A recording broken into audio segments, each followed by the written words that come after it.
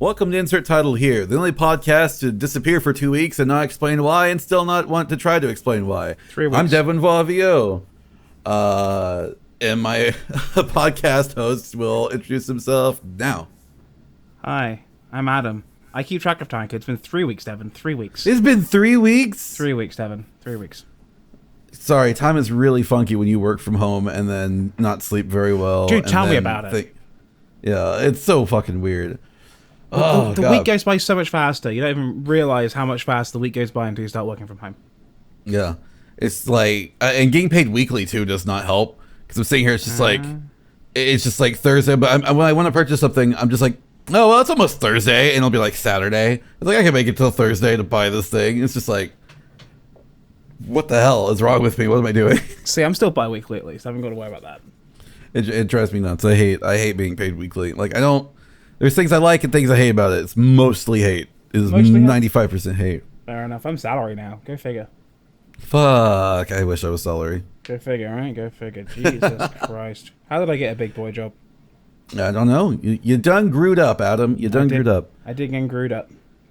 Anyways, things we want to talk about. Boom, bam.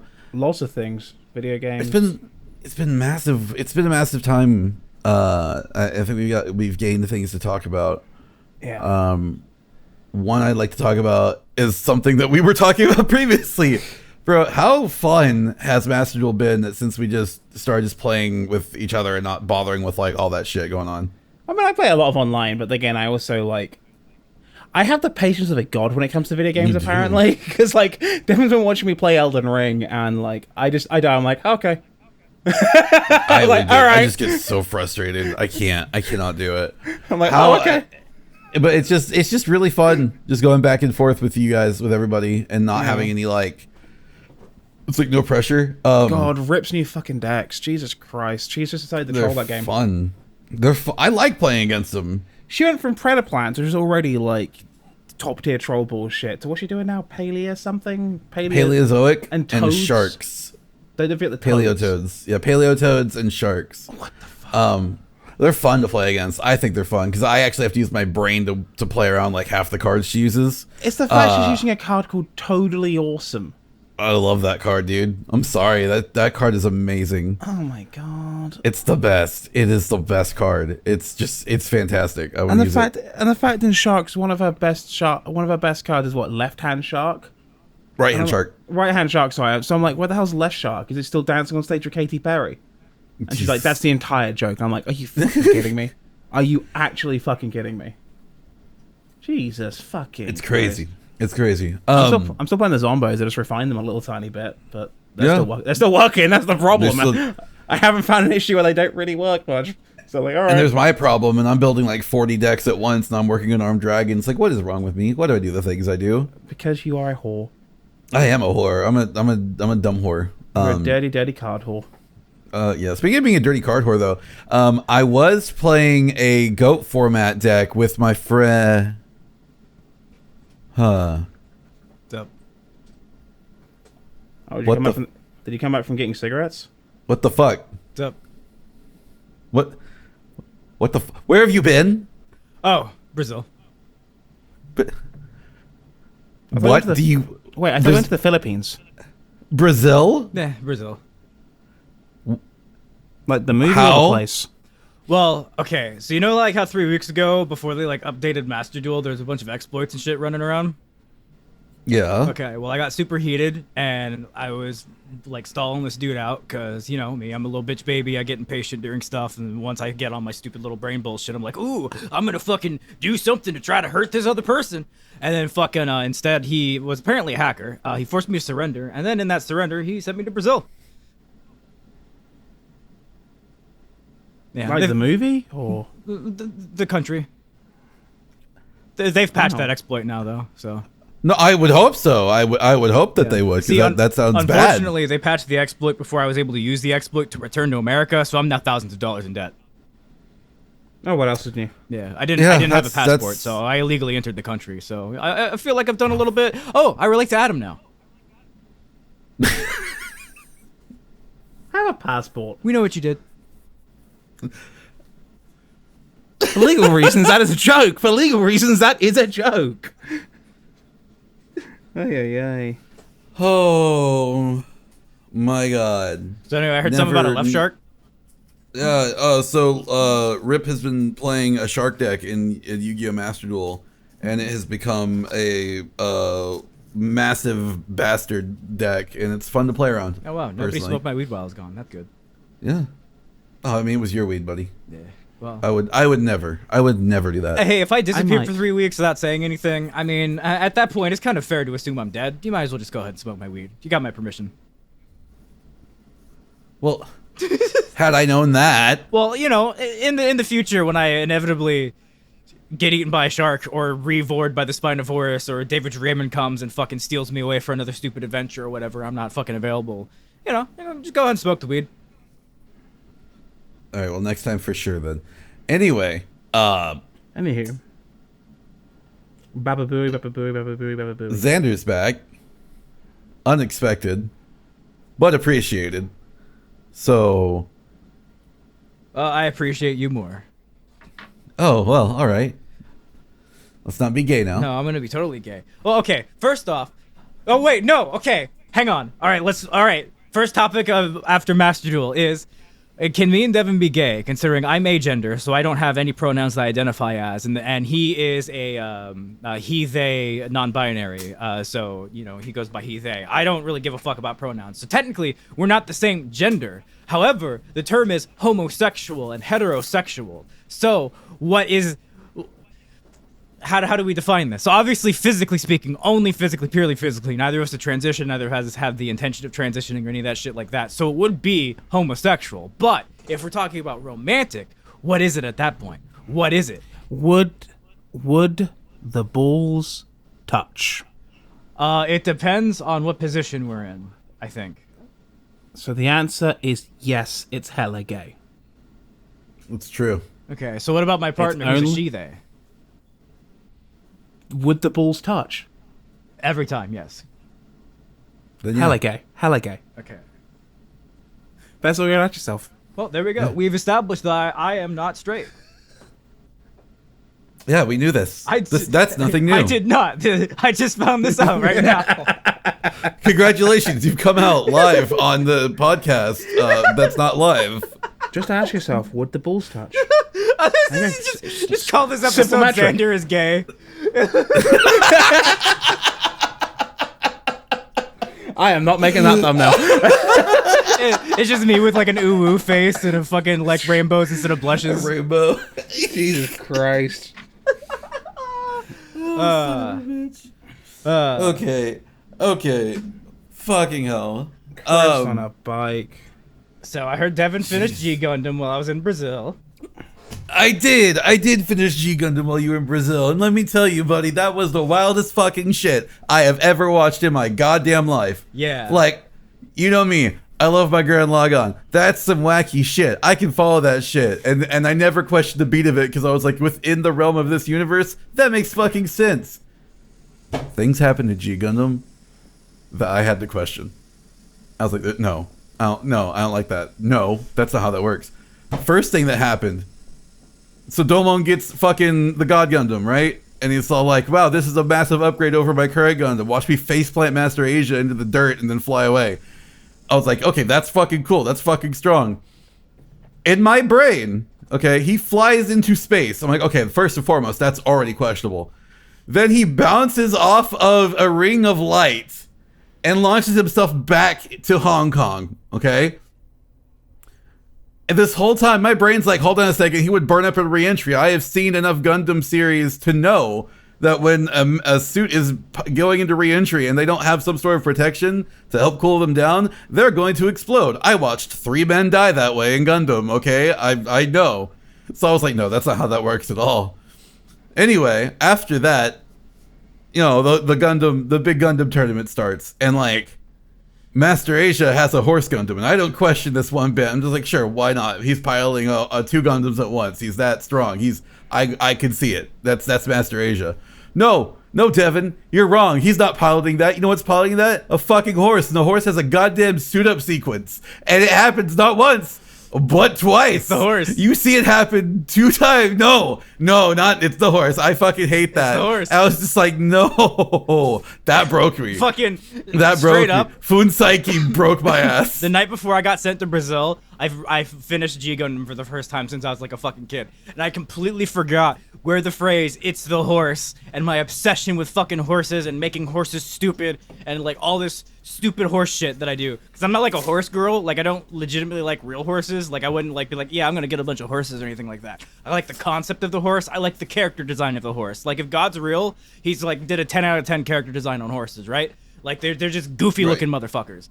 But fucking like watching that reminded me, because I guess I looked away when he the horse suited up the first time with Master Asia, but when fucking Domon's trying to get to space to fight the fucking Devil Gundam, and fucking like they blow up the pad that he was gonna get up there with, and the horse suits up in the fucking sequence, I literally screamed out loud, "Oh my fucking god, it's the horse! That's the horse! It's the horse!" And all of my fucking childhood memories literally came flooding back. And like the start of this podcast is literally because of G Gundam. I can see that. Mobile Pilot, it's the my horse. God. Oh god damn it. I built a Grandpa Gundam kit this weekend. That's my contribution to this conversation.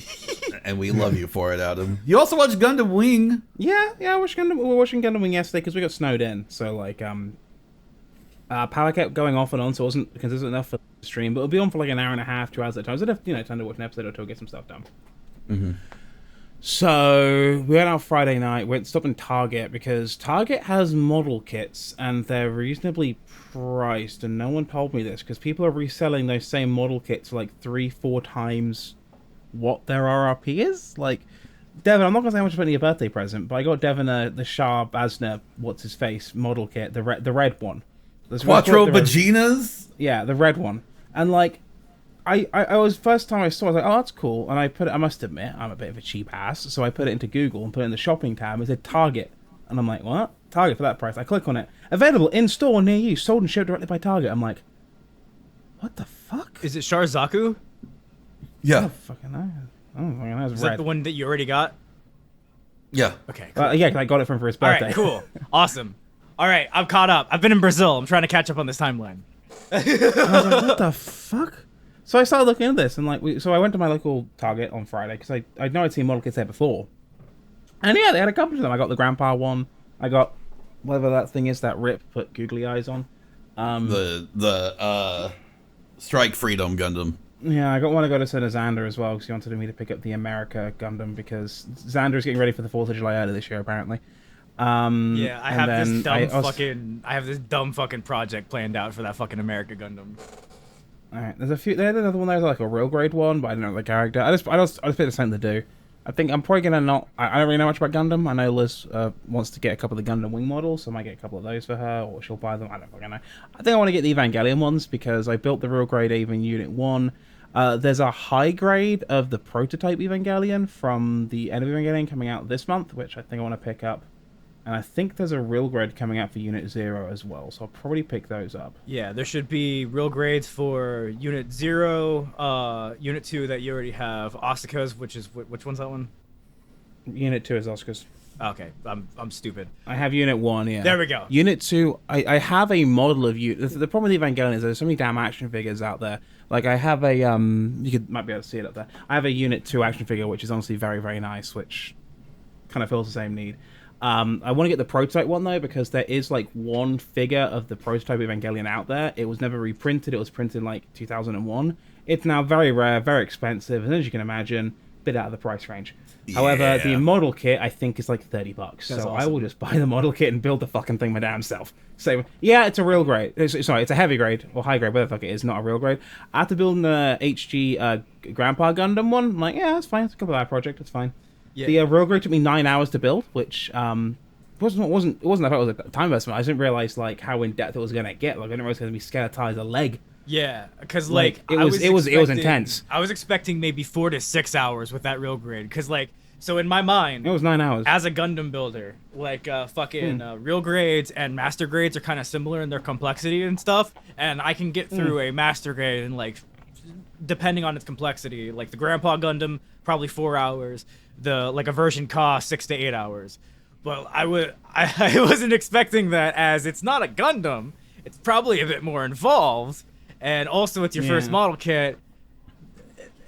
I did alright, like, considering the thing looks great. Yeah, because I popped in for the stream a real- couple times, and I was like, oh damn, I don't even see any nub marks or anything on this.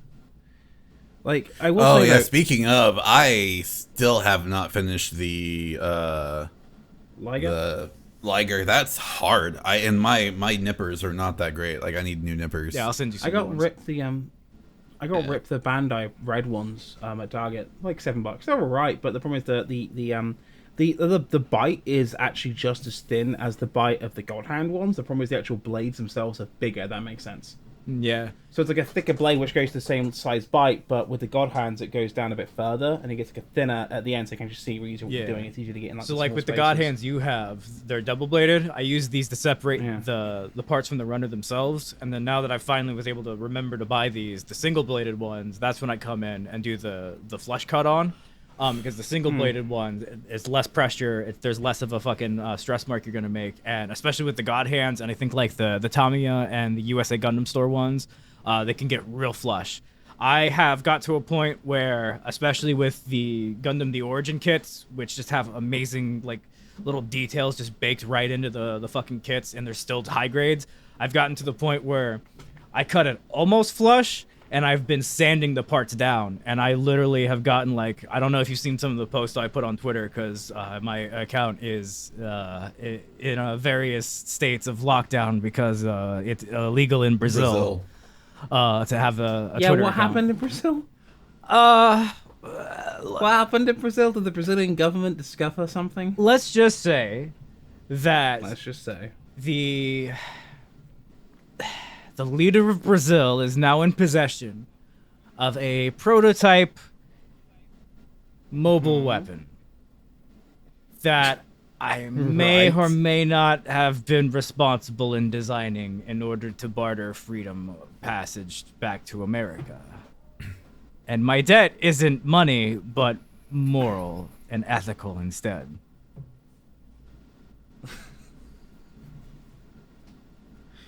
What's the Gundam's code unit? B-Bear, perchance? No, it's D. Draymond. It was D. Draymond. Yeah. DD0102. DWTS. You sure it wasn't B-Bear and it wasn't a brown unit?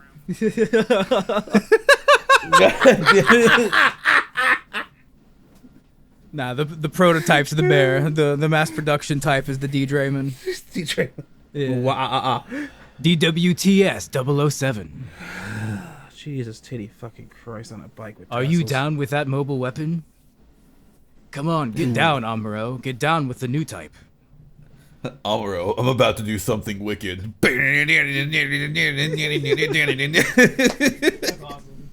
So confession, because I was watching Gundam Wing with the wife yesterday while the power's off and on. So we're watching it and watching it on Hulu. Not a sponsor, could be, pay me.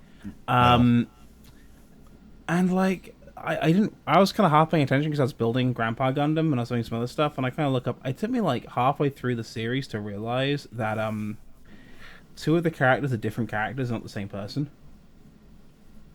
Oh god, because the voice acting sound the exact same. No, because they're both fucking edgelords. Oh Jesus. Are you watching the dub? Yeah, we had it on the dub because we were doing stuff. Hero and the one who goes and joins the circus. What's his fucking name? That one. They both like don't care. They both clearly want to die, and like they're not the ones who I find the funniest out of all the characters. Cause it's very clearly the Yaoi Gundam. They're very clearly aimed at the fangirls because all of these characters are basically Shadow the Hedgehog. Jesus Christ. Black Doom. Like, but you're the about to tell me girl- who I am. Yeah, the girl is so funny because it turns out, like, partway through the series, spoiler alert for a 30-year-old series, she was actually, like, adopted at birth because her family was murdered in a coup, whatever, and her real surname is, like, Peacecraft, which is the most on-the-nose fucking Japanese thing of all time.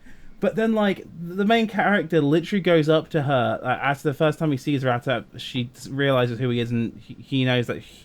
He knows that she knows the secret identity and goes, I'll kill you. And unlike a reasonable person who'll call the police or do something, right? She instead gets a wet bunch of panties and decides to fawn after him. Yeah, like, isn't it lady, great? that is how you end. Lady, that is how you end up dead in a sex club, taking it too far because you didn't want to use your safe word. Okay, like, what the fuck, woman? Like, get. You need to go to. And then, like, he keeps going, like, making random vague threats to her, and she keeps going after him, and you can tell she's developing this massive crush. I'm like, Jesus fucking Christ! This is the kind of sicko who writes people on death row. This is like, hi, I saw you, Charles Manson, on death row, and I just want to say, I want to have your. What the fuck is wrong with you? The ultimate, I can change him. Yeah, Charles Manson No, got you married. can't. He did exactly, and look at her. She was fucking loony. Fucking. So I've only ever seen the first episode of Wing. I've never watched anything past that because. And I've only ever watched the dub too. I hear the Japanese version's way better. The dub is terrible from my own interpretation of that first episode. So I'm not being very fair Was it dubbed here. twice? Huh? Was it dubbed twice? 'Cause I remember watching it as a kid. I could have sworn it was 4Kids dub. There's no way some of the No, stuff that happens in there it wasn't a could 4Kids dub in it. There is an edited version that was played during the day on Toonami, and then later on in the day there was the unedited version that was aired. Same dub. Gotcha. All I remember from that show when I was a kid, so I think I watched 1 or 2 episodes. All I remember from that show was what's his face, Hero tearing the Yeah, invitation in half. yeah, that's all I remember. That's all I remember, and I was like, what a dick. And then like Yeah. I remember like changing or like it maybe didn't air or something like that. Like I remember it was very briefly on the anime block the Cartoon Network did back home. They had like a small anime block back home. It was Toonami style thing, but it wasn't anywhere as in depth as like the Toonami you guys have here. I remember it was on real briefly, basically in between seasons of Dragon Ball Z, because they were debuting them for the first time in the UK when I was growing up, and also like they had some rights issues getting, I think it was the Boo Saga over, so this weird in between where they kind of tried a few shows to see what would stick while they worked it out. Because I remember like they really tried to hype up Tenchi Muyo, and I think it made like 3 episodes before they just saw the numbers drop and went, okay, get fucking Boo, get Boo. And then we got Boo, and Fun fact about Boo: my friend who his whole family was from Russia. Fucking he I'm not gonna say his name. I almost just did. Keep going. his name is Boris the Bear. No, it starts with a V. He's cool. He's a Boris good the dude. Bear. We actually promised that The Boris. we would when we grew up we would track each other down, and I still have to go keep that promise because I actually made a joke when I was 5 years old. I'd be like, I'm gonna be 28, and I'm gonna suddenly remember, like, talking to some people that I made a promise, and I'm gonna track you down because you're like one of my best friends. Anyway, he would tell me stories. He's like, yeah, so in Russia, like Dragon Ball Z is already over. And like, there's this guy, the guy called like Super Boo or something. He has like a diaper on or whatever. I'm like, that sounds stupid. You're lying to me. And then years later, after I moved, fucking the Boo Saga airs, and I'm like, that son of a bitch was right. Son of a bitch. He's like, yeah. Yeah, I recently I recently rewatched through a lot of Dragon Ball Abridged just because like I need something to do during the work time because new job is going great. A lot of as usual with this kind of position I've taken, a lot of tedious grocery store paperwork to do. Background noise is good, and I must admit I watched through a lot of Dragon Ball Abridged, and I don't blame them for not doing the Boo Saga. I really don't. I kind of wish they'd come back and finish off the movies, and I kind of wish they'd maybe do at least one of the Super movies, particularly Golden Frieza, but that's just because, for selfish reasons, I really like Little Kuribo's Frieza. Yeah, I agree there. And This is honestly, an any excellent excuse, Frieza. any excuse to have that center and front stage again, like, yes, please, let's do that, but like... TV. Sorry, I'm stupid. Ignore me. I try.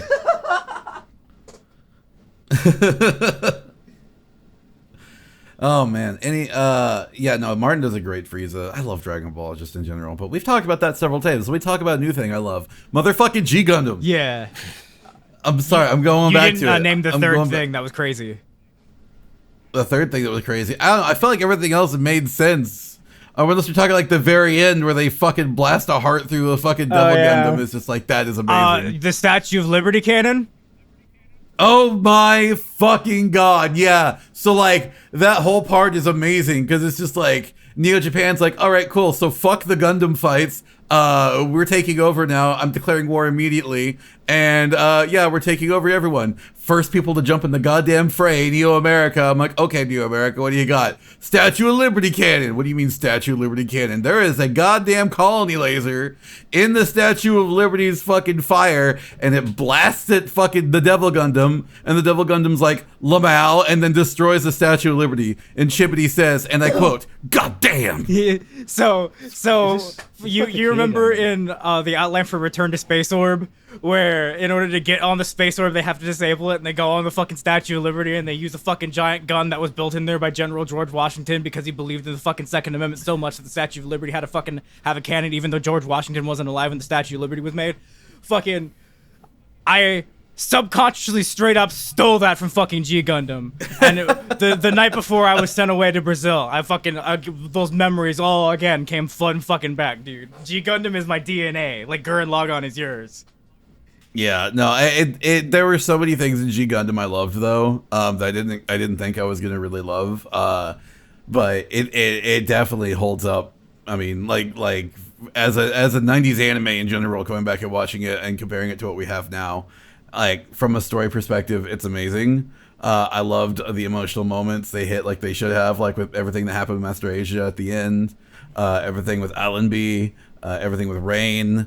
That all ending the way it should. Kyoji. Like I was crying at the end. Yeah, and Kyoji, the Kyoji shit really hurt me on the rewatch. Yeah. Because as a kid, I didn't like have a brother or anything, but like now I have like you guys and shit, and I consider you my brothers and shit. So it's like, oh no, empathy. Oh, a new perspective, and it sucked. It did.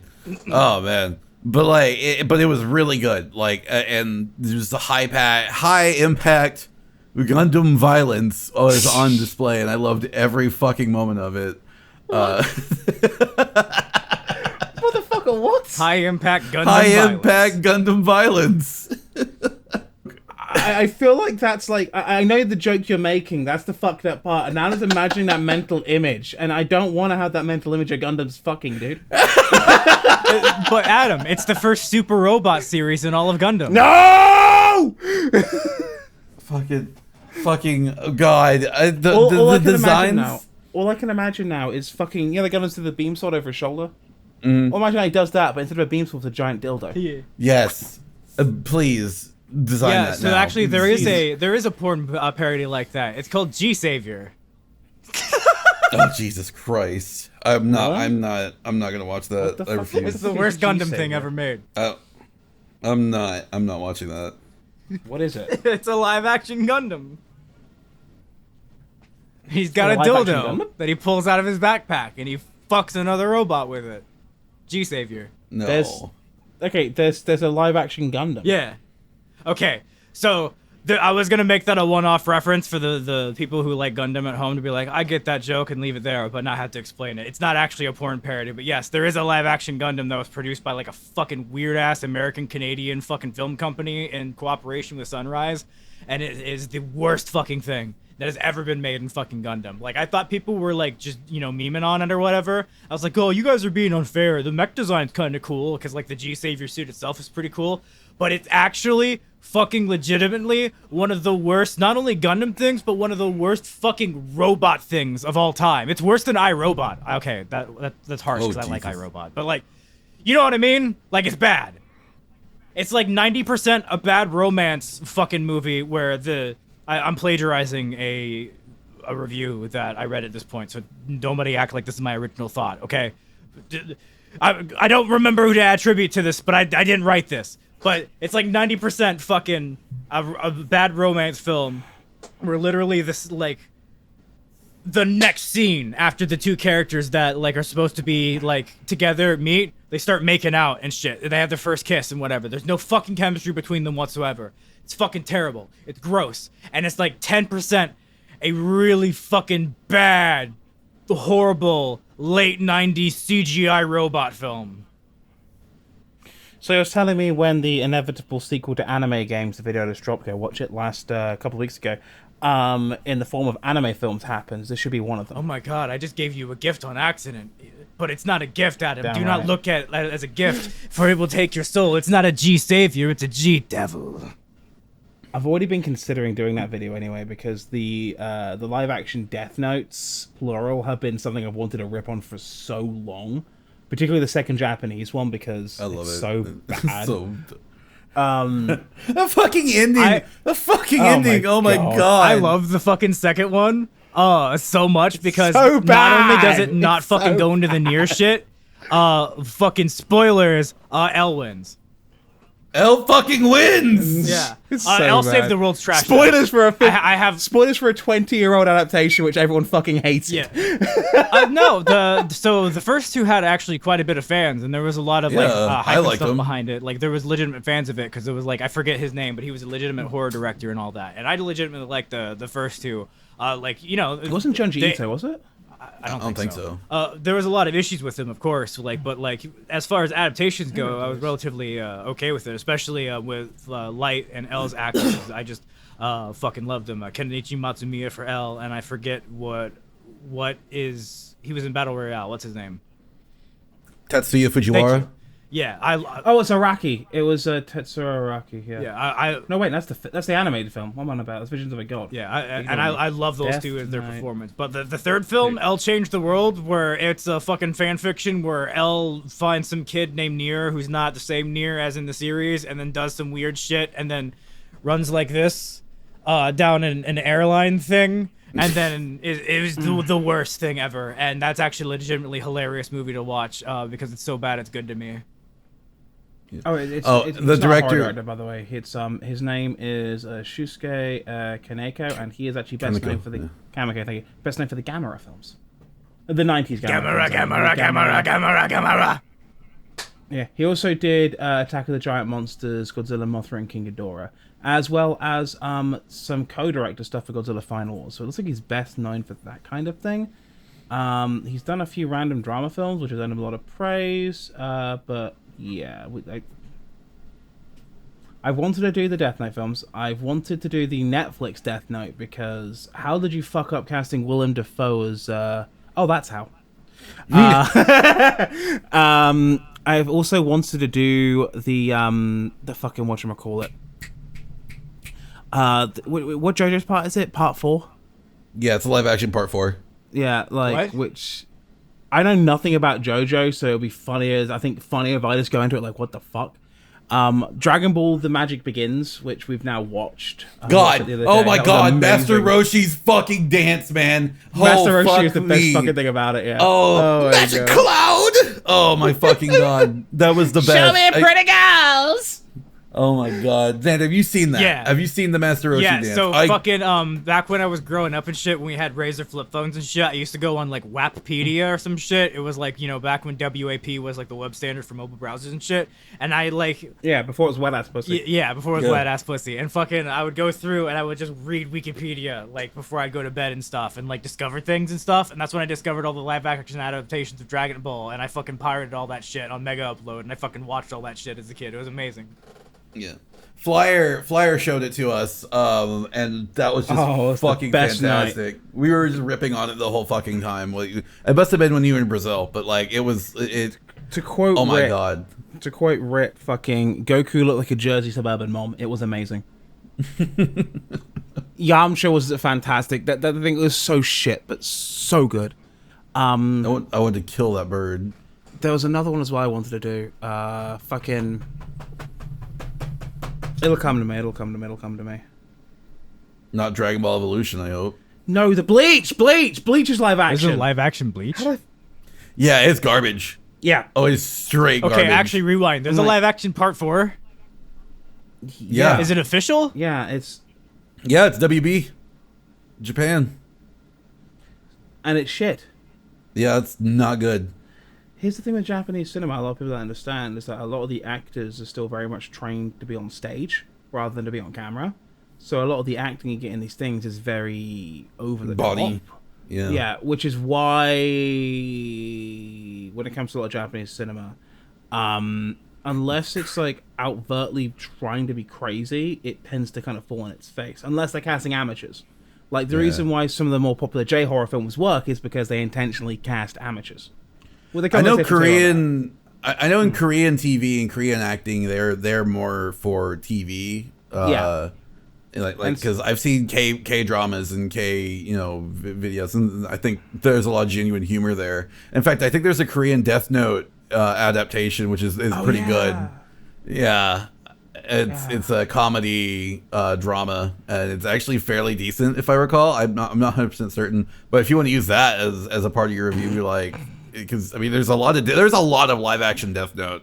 Like, shockingly. I'm not surprised. It's one of those stories that can be adapted infinitely, and yet the anime decided to do it badly. Yes, I said it. The Death Note anime is bad. Yeah. Did you see Ryan was fucking watching Death Note not too long ago for the first time? He was just like, what is this? Why did people like this? This is hilarious. This is bad. It's just so overdramatic. I think that's what kills me every time I try and watch it. Yeah, because like you said it before, but like the scene with the potato chip, like that is like terrifying and strong in the fucking. It's flashing images of genocide and fucking dictators and lightning and blue whales, and I'm like, what the fuck is this shit? It's amazing in the manga because it's just like Light is just sitting there so casually, and it's just he's sitting there doing his homework while murdering several people. And it's just like, this is a cold fucking calculated killer of a man. And the anime is just like, it's just like. I think an even better contrast between the fucking manga and the anime is in the endings, where fucking in the manga, when fucking like Light's found out and shit, Mikumi's like, oh, you're not the true Kira or whatever, and he like disowns him or whatever. But then fucking in the anime, he goes insane and starts stabbing himself and fucking like,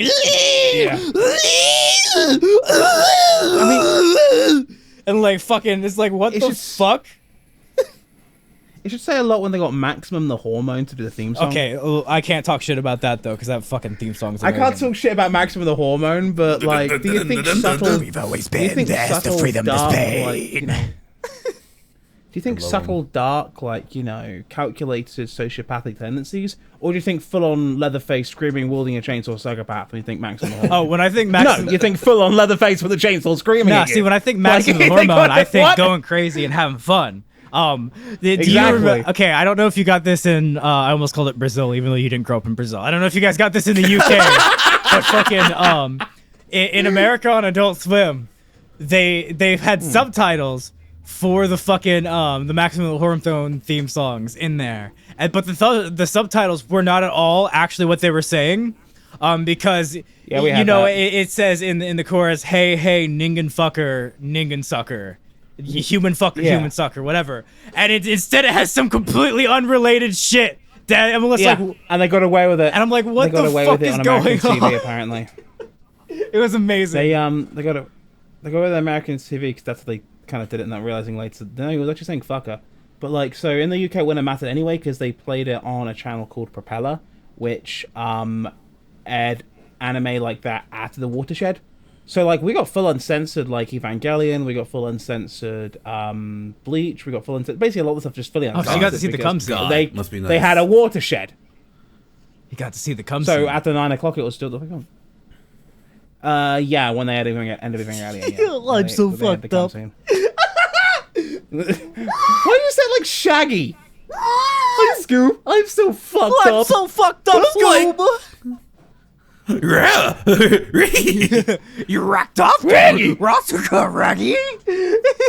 Raggy, you'll have to do it, or Velma will have to fight at the Evangelion again. Oh no. Like Scoob, I don't know if I can get in the robot. Get in the fucking robot, Raggy. I hate you, Scoob. I hate you. I'm so fucked up. Yuck. That's something I need to. That's something I need to watch. Actually, I think I'm going to make this the year I watch Evangelion. Yes. Okay.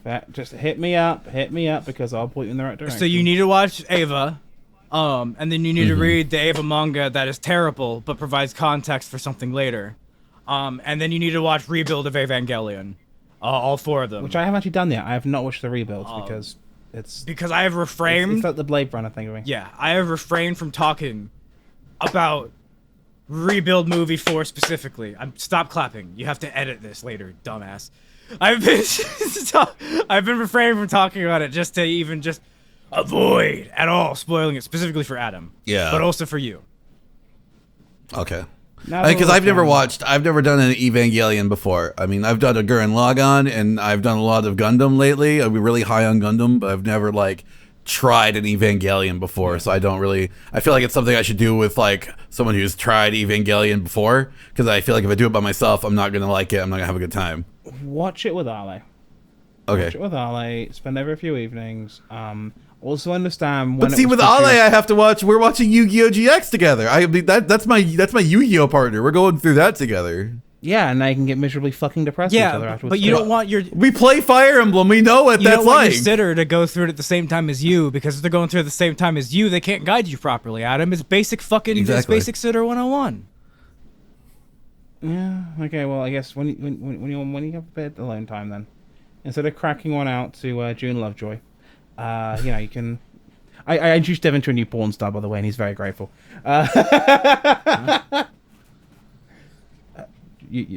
I realize Xander isn't okay. Oh my god! When he got sent to Brazil, Yeah. he vanished from the Discord server that we were all in together too. So we have to. I found I've known about this girl for a while who is without getting into that topic, very much what I am into, and I also recommended her to Devon because Devon also happens to be into this type of thing. She is a German American girl based out of Japan who used to play rugby. Okay. Now I know what Yeah. you're talking about. And I don't now remember happily- porn star names. And now happily runs around Japan with a hat that says Bigfoot is real and he tried to eat my ass. I love that. Yeah. I love that hat. And let's just say she's very much what me and Devon like. Where was I going with this again?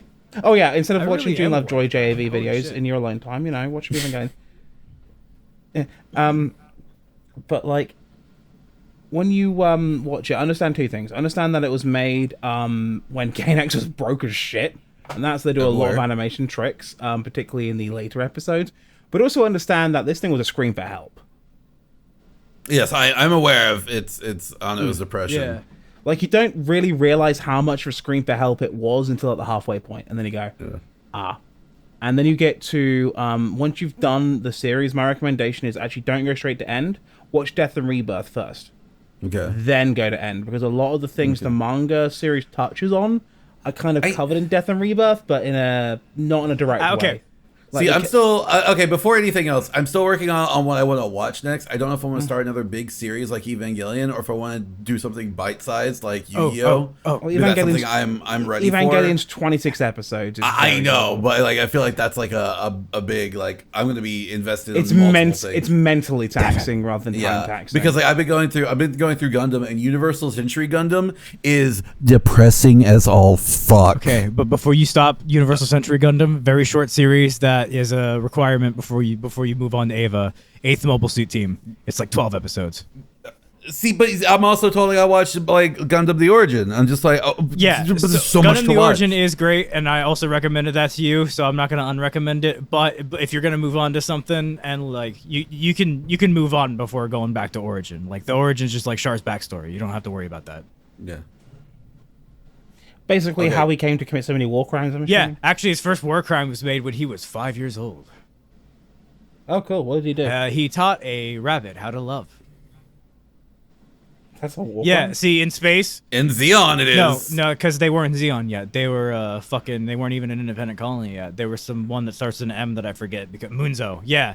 Why do I remember that the colony was called Munzo? He taught a rabbit how to love, and the Federation was like, fucking non-humans can't love, and they tried to kill the rabbit, and then the rabbit caused an uprising. It was called Rabzon, and that's how Xeon got his inspiration. I hate you. Zeon got his inspiration from a Yeah, rabbit. that Char No. taught how to love. Yes, so Char actually No. inspired Xeon the whole time. This has been Insert Title Here podcast. Thank you so much for showing up. No. So it's not even been 50 minutes. We can't stop now. But yeah. Jesus. Also, Christ. don't read the manga for Ava. Just let me know when you're done with the series, and I'll spoil it because the manga sucks. The only thing you really want to cover is kanji. Yeah, That's it. that- I think Death and Rebirth covers it better. Well, there's a difference with The Mr. hit this guy. Brain. The classmate. No. Kaoru. Yes. How the fuck did you know what I was talking about pointing at hair? You were pointing at your head, and the only thing I know about Ava is that his head fucking explodes. Yes! Devon! Oh, yes! Okay, yeah, but they handle him differently, and that's important for Rebuild. Because Rebuild's like, yeah, so you know how your sister was obsessed with Evangelion and you had to hear about everything about the series that you allegedly hated at the time? Yeah. Congratulations, motherfucker, you understand everything and you watch this fourth film. I was like, oh my god, everything makes sense. Fuck you. Why is this brilliant? Because Hideaki Anno has something that we can never have. The plan? I have depression all the time. Try again. Not depression. A Godzilla film under his belt? Not just that. A Kamen Rider film under his belt? He knows how...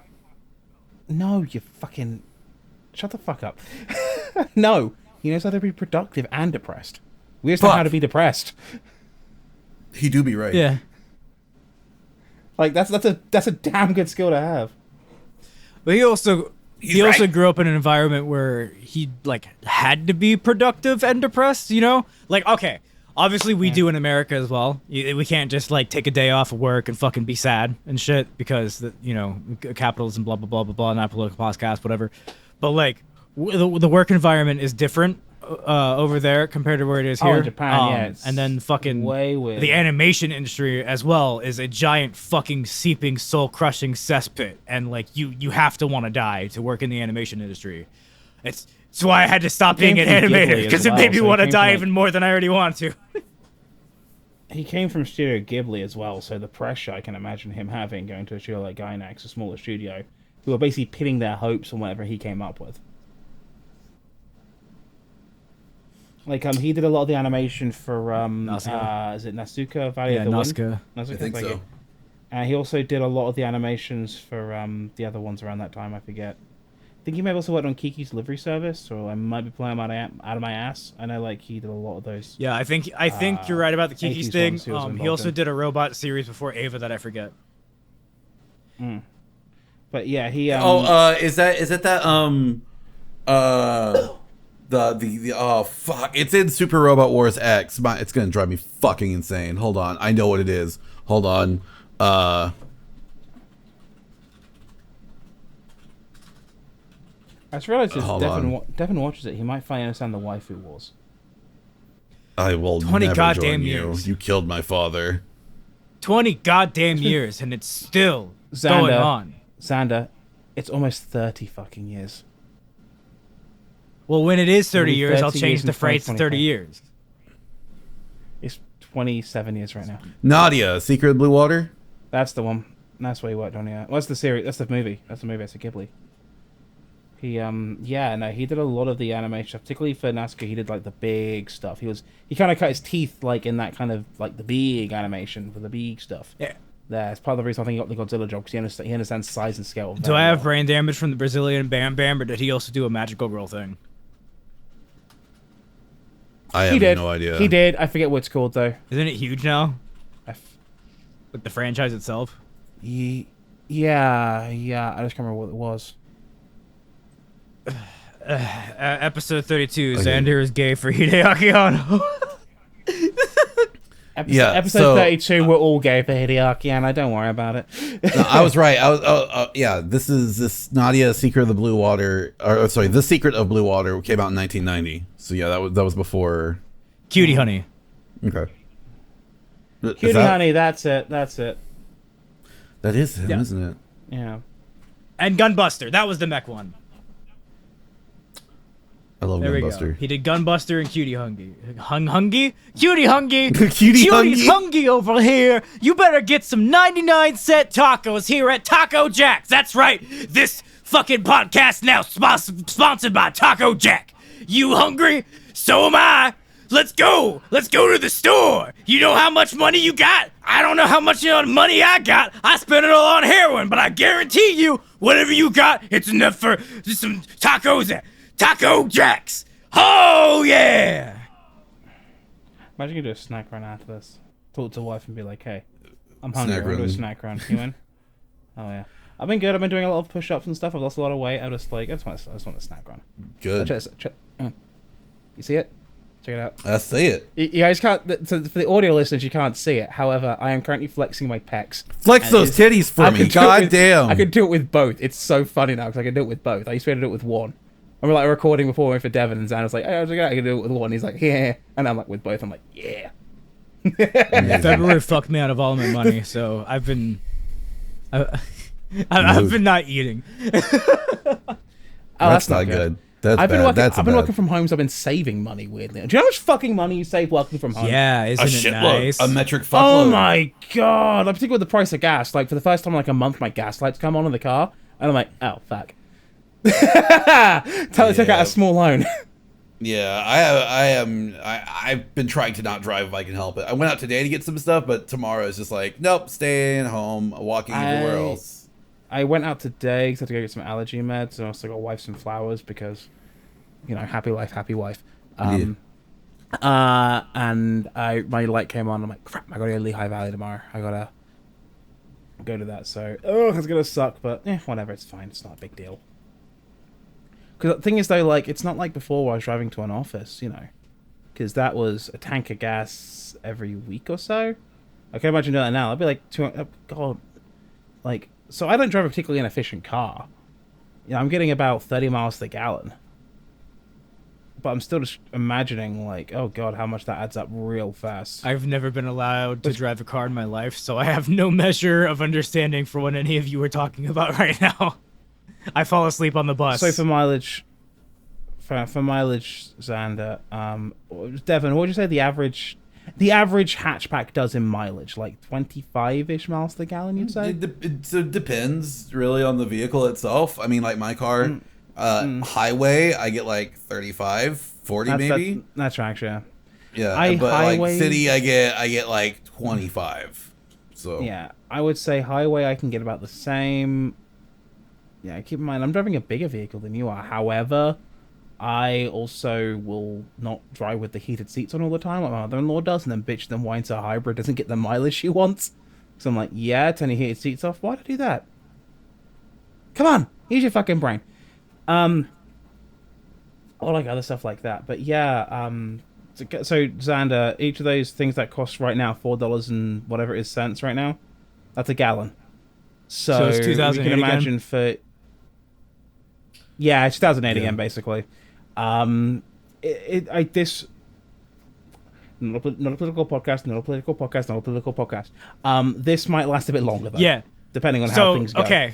Not a political Hashtag podcast. not a political podcast. Hashtag not a political podcast. Also, I hate the topic of gas. I hate that literally every fucking time I turn my goddamn corner, it's a bunch of fucking people complaining about gas. However, we're a podcast and we're allowed to complain about it. So I saw this thing where in 2008, for the same price per gallon, it was like $126 a barrel. And right now it's $108 a barrel. And yet we're still paying more per fucking gallon than we did back then. And it's actually not that much of a crisis. And it's actually the oil companies using their leverage to try to fucking get a bunch of regulations released in order to increase their profits and for their shareholders, because shareholders or the companies are legally obligated to fucking make all this profit and to guarantee higher returns and revenues to the shareholders because of the way of our fucking system works. Legally obligated, as in can actually be taken to fucking court and sued and taken down by their shareholders and all that shit. And so now they're using a crisis that we're not talking about because the NFT boys blocked me, and that's more important. And fucking that crisis does have a bit of bearing on it because that one of the involved parties is the world's second largest producer of crude oil. But and now we can't get things from them. But there are a lot of other solutions about it. If it wasn't the profit incentive and it wasn't the legal obligation for it, we could figure out ways around it, which is what I'm getting at. There is a crisis, yes, and it's being exploited by the same people who always exploit it. And just like 2008, I'm afraid that they're not only going to get away with it, but they're also going to get the permits they want and the regulations they want taken back because they own everything, because they are the government, pretty much. Yes, you know what's really bad about this as well? The chip shortage is going to get a shitload worse, and it's already pretty bad. because one of the parties involved happens to be the world's largest producer of copper. And what are we Hinksings made out of? Copper. There's also a lot of other logistical shit in one of the parties involved. Wow, we're really fucking brushing around that topic. Also happens to be the largest producer of neon. Yep.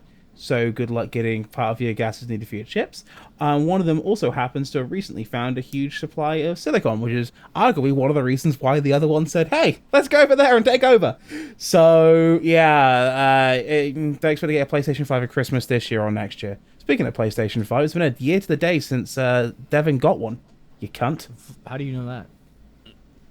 Because I've Time hop. Oh. Fun fact: it's not worth it right now. It's not worth having right now. Because I can get Smeg of Penis on fucking PC and PS4. I don't need a PS5. Like the only game I can think about that's like exclusive and on it and worth is like Ratchet and Clank, right? Like the rest of it is mostly on PS4 as well. That's it, and that's even if you like Ratchet and Clank, which I don't have history with that series, so it's not worth it for me. But see, even if you don't have history with the series, the Lombax bitch can get it. So I would buy that if I had a PS5. That's for sure. Well, I'm not buying it. I don't have an interest in PS5. Isn't the new Horizon? Isn't the Horizon game also on PS5? It's also on PS4. Yeah, and I have no interest in that either. Oh, it's also on PS4. It's cross-gen. Then why are the developers that like? Then why are the developers that like a bunch of bitches? What do you mean? So the Horizon team has notoriously released their games in the same window of another game that overshadowed it and did better than it. Breath of the Wild being the infamous one for the last time. I think they released it the same day or like 2 days before. Yeah, so they released right before Breath of the Wild, and more people were just playing Breath of the Wild justifiably because it's the first Zelda in its form. That's the way it is. Also, was for a very long time between the last Zelda, and also Zelda was the better game. Yeah, and so basically they got blown the fuck out of the water with sales, and it didn't do as good as it could have. So there's a lot of copium involved with it, and this new one came out, and what came out not even a week later. I think it was actually the same day. Yeah, Elden Ring. Was it the same day? I thought it was like a week. No, you're right. It was like a week later. It was like a week later. Yeah. Elden Ring dropped. Elden Ring fucking drops, the game that people have been hype as shit for, and it's blowing the fuck out of the water, and the devs are like upset because it's like, well, the UI's not even that good, or oh well, it's blah blah blah blah blah. They're just salty about it. Well, here's the thing, devs. And you're gonna take this as a personal attack, but hopefully you'll never hear this because who the fuck gives a shit. But fucking your art style is the fuck ugliest I've ever seen in a fucking goddamn modern day AAA game. All your fucking human beings look like fucking goddamn armatures and fucking weird fucking amalgamations of like you try to fucking add all these stupid little details to it, this graphical fidelity, and that's fine. You can focus on that. But your art style, your people look like shit. They look like fucking gross fucking like patchy fucking like weird textures fucking amalgamating and morphing to try to give the sense of realism that just makes them fucking look dead inside. What's her name? Aloy? I want to pronounce it Alloy, but everybody's like Aloy. Like the game says Aloy. I don't fucking They know. say Aloy. Like who the fuck makes a goddamn Islander looking game and then pronounces it Aloy? First of all, you fucking weird fucking fetishizing bastards right there on that one. Cut that. But fucking keep it. But fucking keep it. The art style fucking sucks. And like I understand that before this game came out, there was this dumb fucking controversy about she's ugly or whatever by some fucking dumb incels. No, it was the beard thing. There was that. Let me be clear. There was one before where someone photoshopped her to Let me be clear. A supermodel that looks so Let me be stupid. clear. Yeah, that face. Let me be clear. I do not. She looked pretty. I do not like that argument. That person is stupid. That is not the argument I'm making here. For a person in that universe, she looks fine. The art style is fucking ugly. It's not fucking distinct. It looks like every other fucking Ubisoft game that's ever been fucking released. When I see the UI of this fucking game, I'm like, oh, did Ubisoft make a Monster Hunter clone? That's what your game fucking looks like, okay? It does. I thought it was a Monster Hunter And clone. I'm so fucking sick of it. Everybody's like, this is the new standard for how games should be. And she's glitching out through the fucking floor. She can't even fucking keep her walk fucking cycle. Every single fucking one of these stupid fucking games has the same fucking camera angle as The Last of Us. It's an open world The Last of Us with an indistinct art style that's ripping off Monster Hunter and the Ubisoft fucking design mechanic. Of course Elden Ring fucking beat that. I don't even fucking like Souls games. I'm not buying Elden Ring, but I've seen that fucking shit just offhandedly, and I'm like, I would rather fucking play that game. I don't like Breath of the Wild, but I played that fucking game longer than I did the fucking first Horizon game because it fucking did the idea of an open world game better than that fucking boring dribble did. I'm tired of the same fucking generic bullshit over and over. Stop making Far Cry. Yep. I hate Far Cry. Stop fucking making Far Cry. Every game's Far Cry. It's also been kind of funny because it's been a couple of the devs on that team, and every single time they say something and they bitch and whine, they ultimately play their hand too hard, and people see what their true intentions are. Yep. So, of course, because a Souls game just came out, the difficulty argument must come up, even though this is probably the easiest one to date, and this one does actually, believe it or not, give you a form of tutorial, but I'm not going to get into that because it does it very well and doesn't do it in two handhold either way. Just go, do what you want to do, have fun. For the record, Xander, it takes the Breath of the Wild approach, where basically says, okay, here's a little tutorial, and fuck off, have fun, we'll see you in 40 hours for the final boss. Here's some weird guy who gives you a thingy, and then he just disappears after you complete the thing, and you're like, is that guy even alive? And then it's just not important anymore. Nah, okay. Don't worry about it. Don't worry. Go kill the dragon. Like, they played their card, and one of them said something so stupid, which just, it was so Hang on, before you say it, can I guess it? Can I guess it?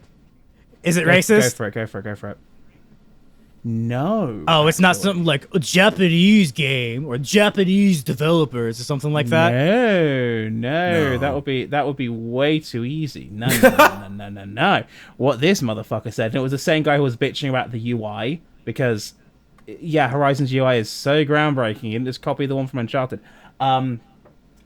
This guy was bitching and whining that the game's difficulty was too hard for disabled people.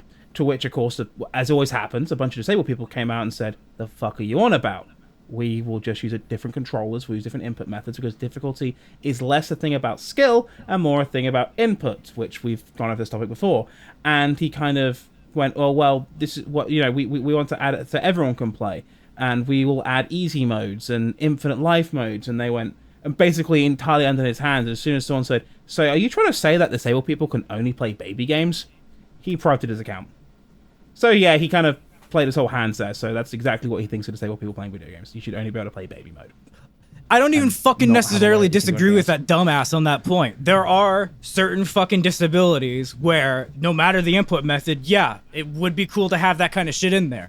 The entire argument itself is no longer about fucking disabled people anymore. It stopped being about fucking disabled people once a bunch of fucking games journalists decided to fucking argue with a bunch of fucking Nazis on the goddamn internet about it. Every single fucking time one of these games comes out. It's literally both fucking sides of the argument at this point. No fucking disabled person is being fucking listened to in this argument anymore. Nobody gives a shit about disabled people. It's a bunch of fucking people posturing for a bunch of fucking stupid fucking marketing shit so that way they can act like their game is fucking goddamn fucking revolutionary because it has an infinite life fucking mode in it.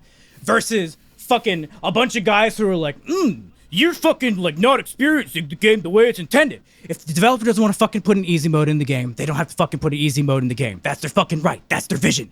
Shut the fuck up. Though. Yes, it's appreciated, especially for people who, no matter the input method, might still have difficulties with the fucking way the game works because maybe they don't fucking have some limbs. There's some just weird shit. You know, not everybody's the same. Not every solution works for everybody. It's nice to have a variety of fucking situations. However, the people advocating for fucking the easy mode aren't the fucking people who need the fucking easy mode. And that's what's frustrating here. Because now the only fucking sides of the argument I ever fucking hear from anymore are fucking self-righteous assholes who are like, before this game comes out, I'm going to be smug and fucking talk about how, prepare for all the people to talk about getting good out there. And then the other people fucking who just want to fucking start shit with other fucking people on the internet just like, fucking, I'm just gonna fucking pile drive my way through here and be the loudest voice. So that way people who actually want to have a nuanced discussion about this topic can't be fucking heard anymore.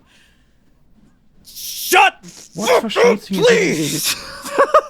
what's even more frustrating is they'll keep going like long after the argument's done.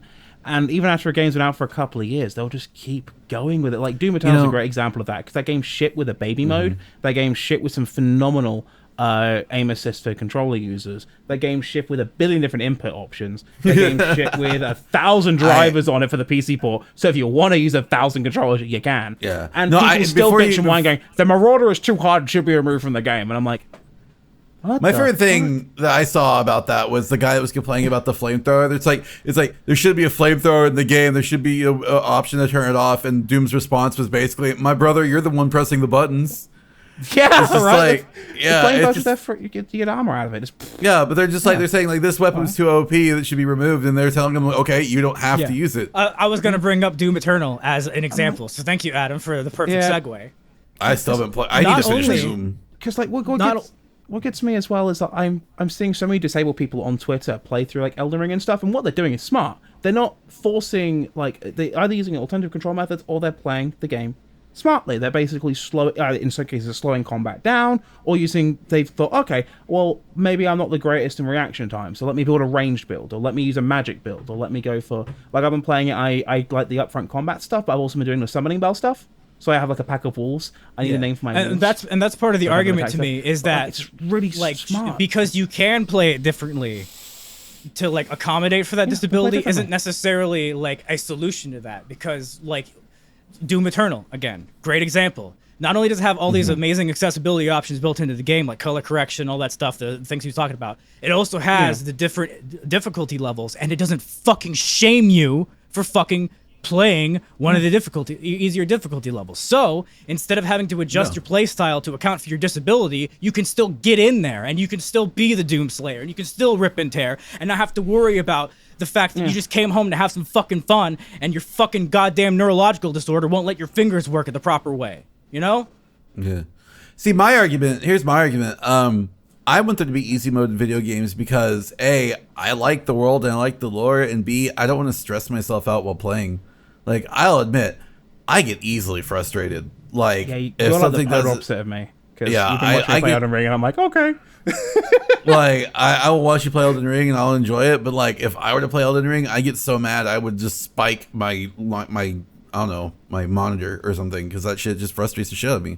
And that's just how I am. Like, I'm trying to be better about it. I'm trying to work up my frustration, and playing Master Duel has been helping, but I will still go off on a tangent and just tear somebody a new, virtual asshole when I get frustrated.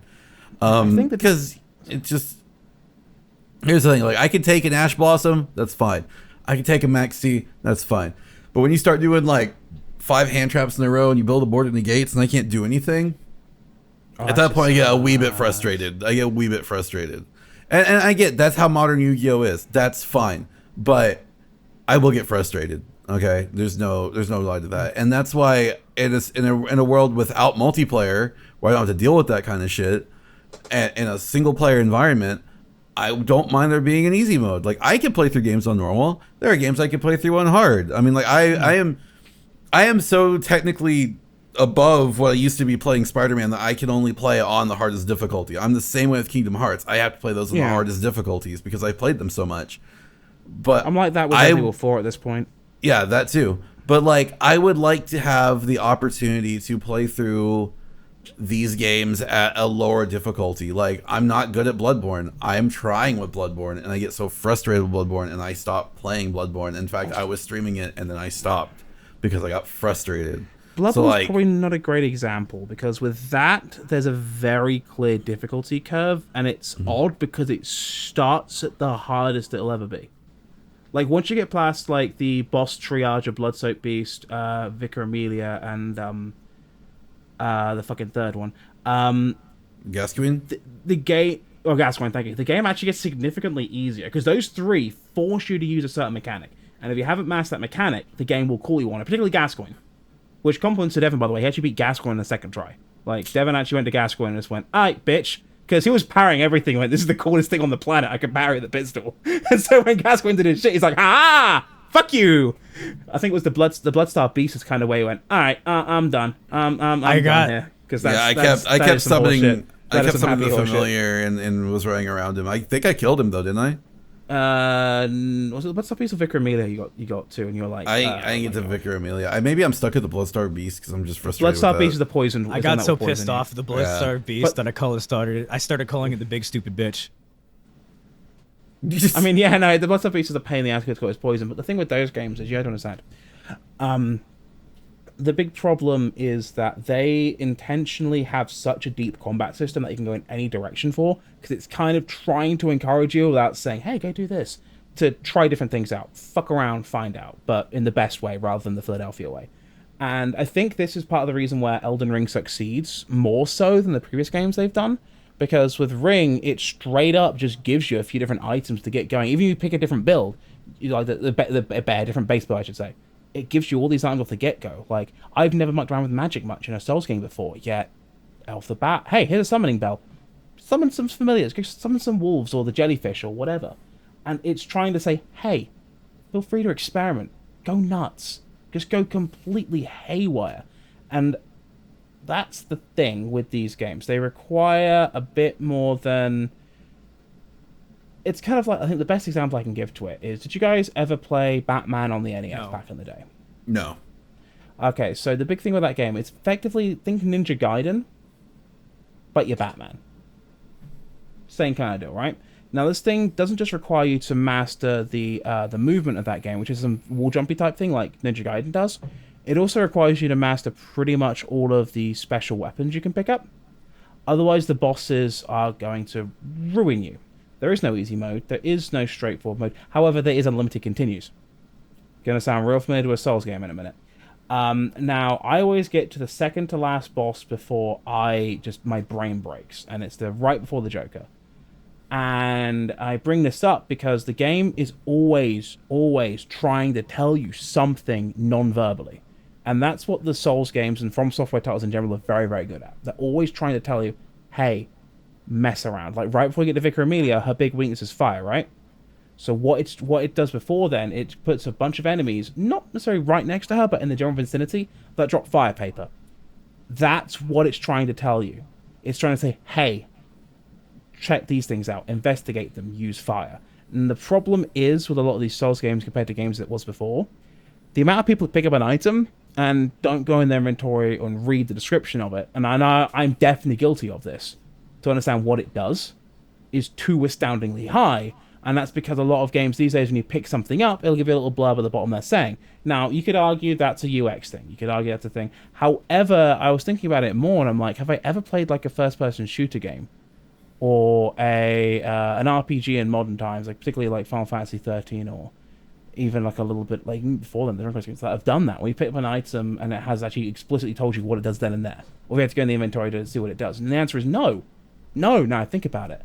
So the argument really more comes from with why these games are so hard and why people want easy mode. And it's not that they need an easy mode. It's that they need what Elden Ring has, which is a tutorial of some kind which will teach you the movement mechanics. Because the second you got the hang of the rolling, you're solved. Big secret about the Souls games, all the bosses are on 4x4 timing. So as soon as you get that through your head, like, that makes sense. That doesn't solve the mechanical difficulty of the game itself. You can still be complex and still let the player have a fucking selectable difficulty. You can still account for that. You can let them make more mistakes. There's no argument against that. Like the item thing, the not really reading your inventory, that's not the issue here. The issue is purely a mechanical thing in these fucking Dark Souls games. Again, I'm on the standpoint that says if the dev wants to make it hard, fuck it. They can make it hard. They don't have to fucking do anything about it. But like, making an easy mode doesn't ruin the game. My point, it's still just as deep. If you read the items it picks up and you're looking and say, okay, maybe I have this hand issue and I can't roll as fast. Let me find a ranged set that will slow the combat down and make things slow down so we can go one-on-one. Maybe I can use a mage set which will slow enemies down, give them some kind of slowing effect, and then go for it. It's still ignoring the issue at hand. If you decide you want to roll... No, it's completely addressing the issue at hand, because what that's saying is, play the fucking game, read the fucking shit, and realize, that's not the argument. There's actually ways to do this in here. The argument's not, I don't know what these items ways to get past this. The mechanical difficulty of the game. Yeah, then use magic. Then use magic and slow the game down to your speed. This fucking argument. Well, because it's mostly put by people who want to get their stupid fucking reviews up on Metacritic as no, fast as it's they fucking not. No, No, it isn't. It doesn't hurt anybody to go, hey, this could use a fucking selectable difficulty level. Like, I love the insanity on fucking Mass Effect. It's some of the hardest fucking shit ever, and I love that. Again, if we're going to talk about games that we like being hard.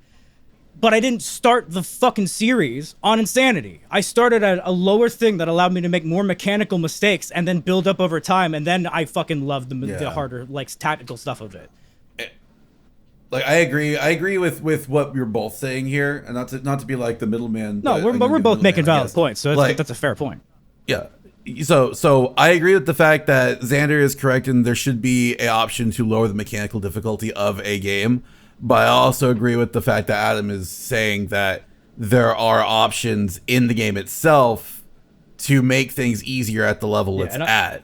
Because there are a lot of games that will do that. Like, I'm trying to think of another one that comes to mind that doesn't really have a adjustable difficulty itself. But I know I've played one recently that had that.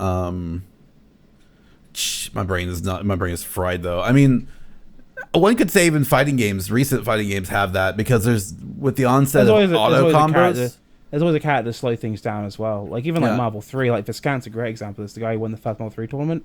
I forget what he has in his hand, but it's basically degenerative that his hand is basically kind of crampy to the point he's not able to use it much as he gets older. What's the team he used? It was Hagar, Phoenix, and someone else. Point is, because he slowed the game down to the point that he could control the flow of the match and take control. Right. The man won fucking Evo. Yeah. Like, but that's one thing. But another thing I was gonna say was there's also the option of like auto combos. Like, a lot of fighting games nowadays will have the option to just mash square to put out a combo, mash triangle to put out a combo, mash circle to put out a combo. Like, Dragon Ball has that. And then so does Persona. Combo, but, yeah, and so does Persona 4 Arena. And to compensate for it, while it makes doing the combos easier, it makes it to where the combo doesn't do as much damage as it would be if you did it its natural way. There's a selectable difficulty in the fucking training mode. What about competitive when you start playing other people? Like, is that the fucking I was saying when you're playing with other people. But I'm saying in order to start out the game, like, it's the same argument I'm making about the Souls games. You have the selectable difficulty to get yourself familiar with the controls so that you're not immediately getting bodied by the CPU. And then you build yourself up, and then you're competitive as you start to learn the things more and you branch out. Not everybody's going to want to be competitive. Yeah. So then, like Devon's saying, the auto combo system comes in. So that way they can just kind of coast on that, enjoy the game, and then when they're done, they're done. Yeah. So, and that's why I think it's a great thing that they added, because that way you still get to experience it. Like, will people complain about mashing? Yes. Is that an inherent thing about fighting games? Yes. People were mashing fucking all the way back in goddamn Street Fighter 2. Don't pretend that they weren't. Fucking punch repeatedly in Guilty Gears. Yeah, Blanca loops. Yeah. Exactly. So, just people are going to mash. Why not reward them for it at a certain point so they can enjoy the game? Like, if it's easy to read the mashing, then read the mashing. 5-head, you can do it. Like, Killer Instinct did it great, because if you tap light, you'd get an auto combo. It would do the same damage as a regular one. However, because of how that game's combo breaker mechanic works, the second you tell this guy's auto comboing, call him on it, combo breaker, and they got double the stun for having a light broken. I think it was regular stun the first time, double the stun the second time. I think it was like the same double stun the third time. So it was kind of like stop doing that, and that's the big problem with the auto combo system. It's that it's going to be the same combo each time. Yeah, so it's easy to pull. But that's the thing, that it's balanced in its fairness, I think. I really don't get that regarding the Elden Ring thing. The person who had the best take on this whole thing, the most correct take, was Patricia Hernandez, who normally has the complete wrong take, and she went, with this game, with how open world it is, if you find yourself getting stuck, you can just fuck off and do something else, right? Like, you can just go in that world and find 1,000 things to do. Yeah. Like, then you can grind and level yourself up a bit and get better and come back. Like, you can easily get a few thousand runes just by running around. Like, there's one of the right where you start off, there's a graveyard which constantly, I think every day, refreshes spawns for golden runes. You can sell those for anything between 200 to 2,000 runes. And in the beginning, leveling up's about 1,500 runes. So all of a sudden, you can just level up a bunch there, and you can, without even fighting anything. Like, she was saying, I've played 40 hours. I've only done 1 or 2 bosses that I had to do. I've just been mostly running around and leveling up, finding weapons, exploring, taking out the lore, that kind of thing. And I'm like, thank you. I mean, a broken clock is right twice a day, I guess. But I have no idea who she is, so I don't know what you're meaning at when you keep referencing her. She's a Kotaku writer with an infamous history of bad takes. She's not Arthur Geese, so I don't care.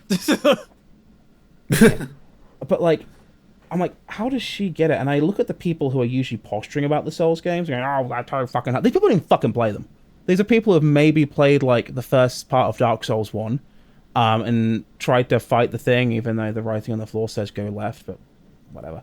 And it's just like, oh my god, like.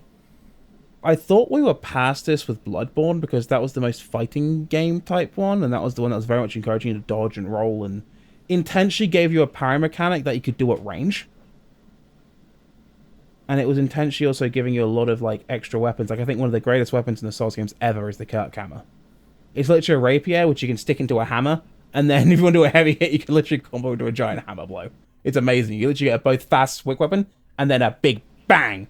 But like it's just like I thought we were kind of past this, but every time one of these games come up, the same people come out of the woodwork. And Xander's right; the people on the good side of the argument, sadly, attracts the worst kind of people because arguing on Twitter always attracts the worst. Yeah, because you can make the argument for the learning the thing. Because like Devon summed up my side earlier by saying like I don't know, I don't think that there should be a difficulty selection. I'm saying that it wouldn't ruin the game if it was in there.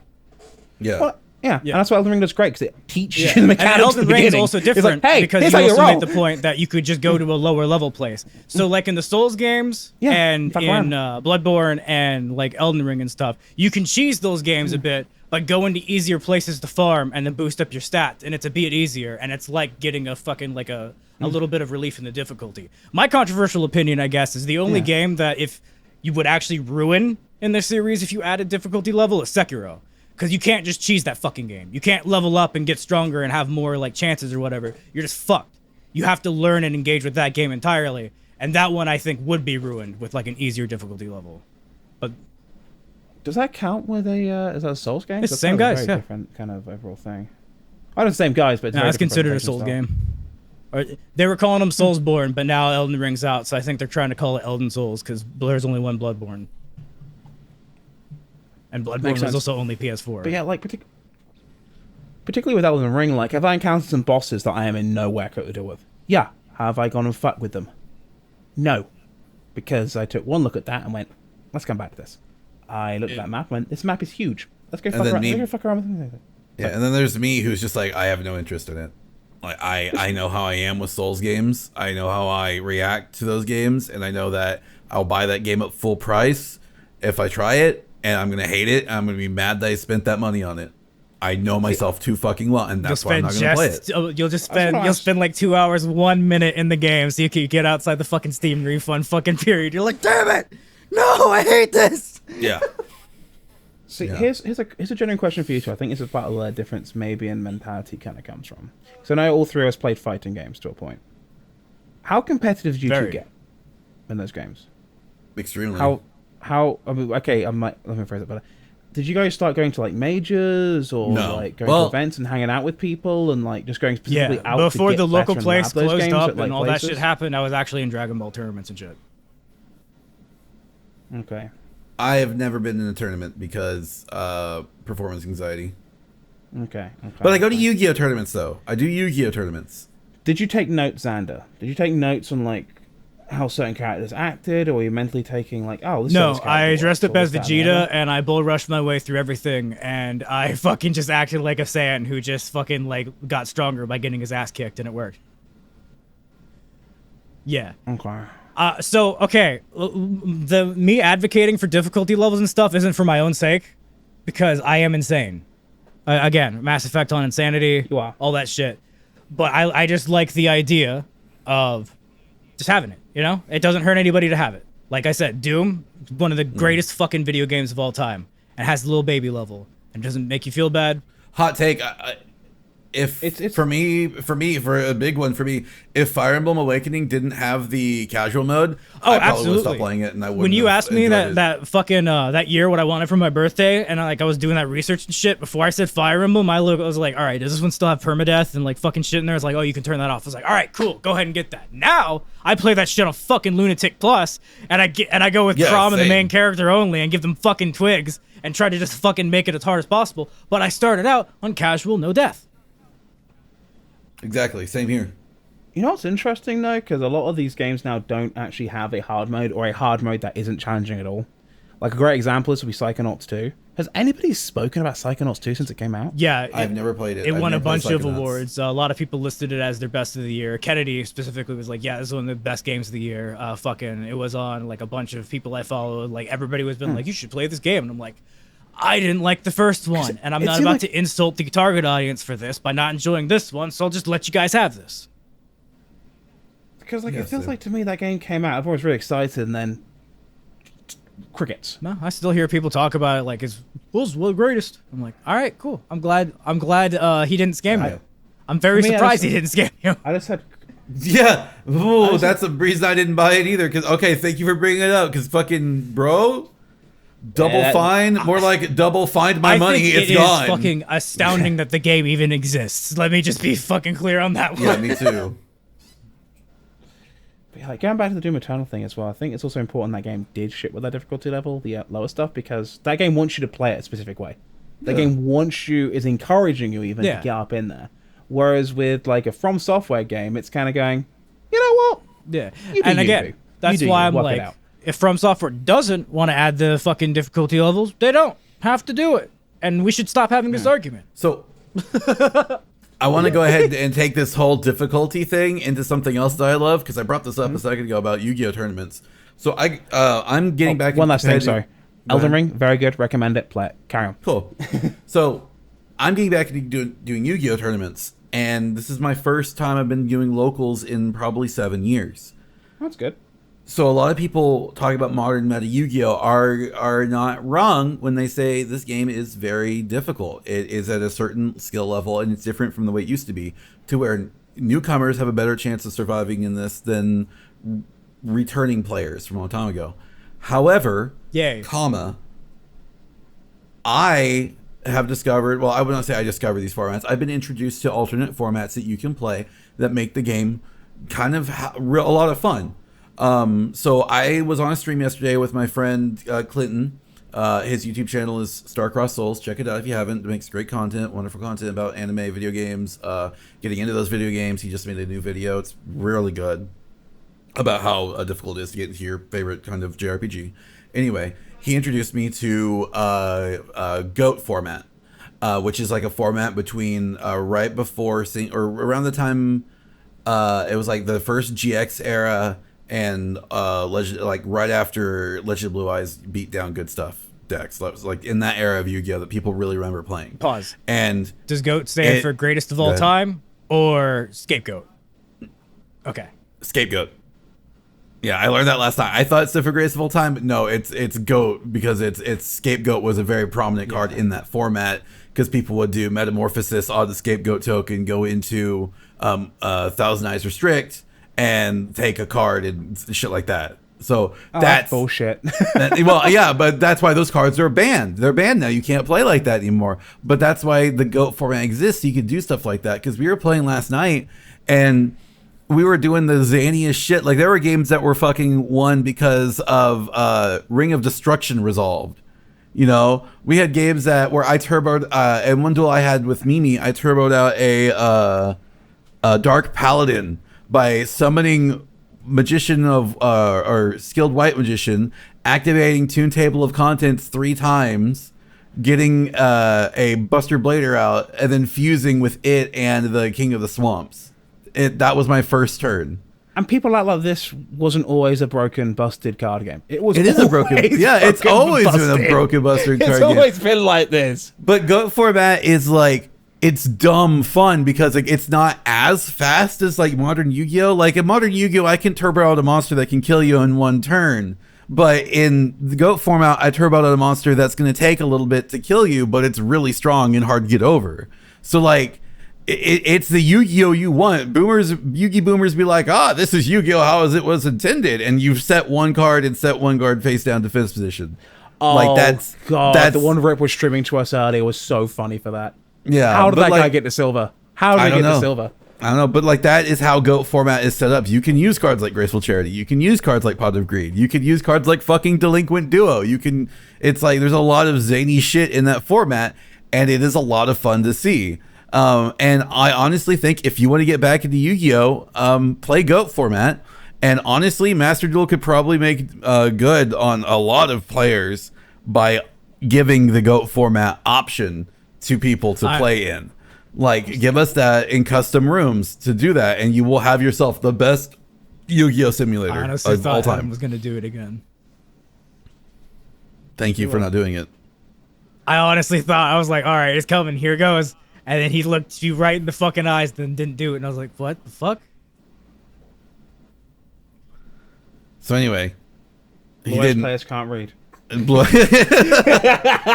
But anyway, but I had a great time playing the game. Like, it was the most fun I've had playing Yu-Gi-Oh in a long time. And I really, and that's not to say I don't enjoy modern Yu-Gi-Oh. Like, I love building decks in modern Yu-Gi-Oh. It's a lot of fun. I like learning from other people. I have discovered decks that I genuinely love playing because the archetype is just that much fun. Am I going to win every duel? Fuck no. I'm not playing tier 0, tier 1 shit. It's not going to happen because that's just not who I am. But am I having fun when I do win? Am I having fun with the decks I'm playing? Absolutely. They're a blast. But GOAT format truly felt like I was always in a situation where I could win or I could lose, and it felt balanced. And in modern Yu-Gi-Oh, I don't feel that way because if I'm going to lose, I know I'm going to lose, and there's no point in trying. But with GOAT format, it was like I could always draw one card that's going to turn this shit around, and that's what made that so fun to me. You feel like that? Yeah, I've played modern Yu-Gi-Oh enough to know when I'm going to lose. Like the second, never felt like that. I've always been like, even if like shit's like turned on me, I'm always just kind of like, oh, all right.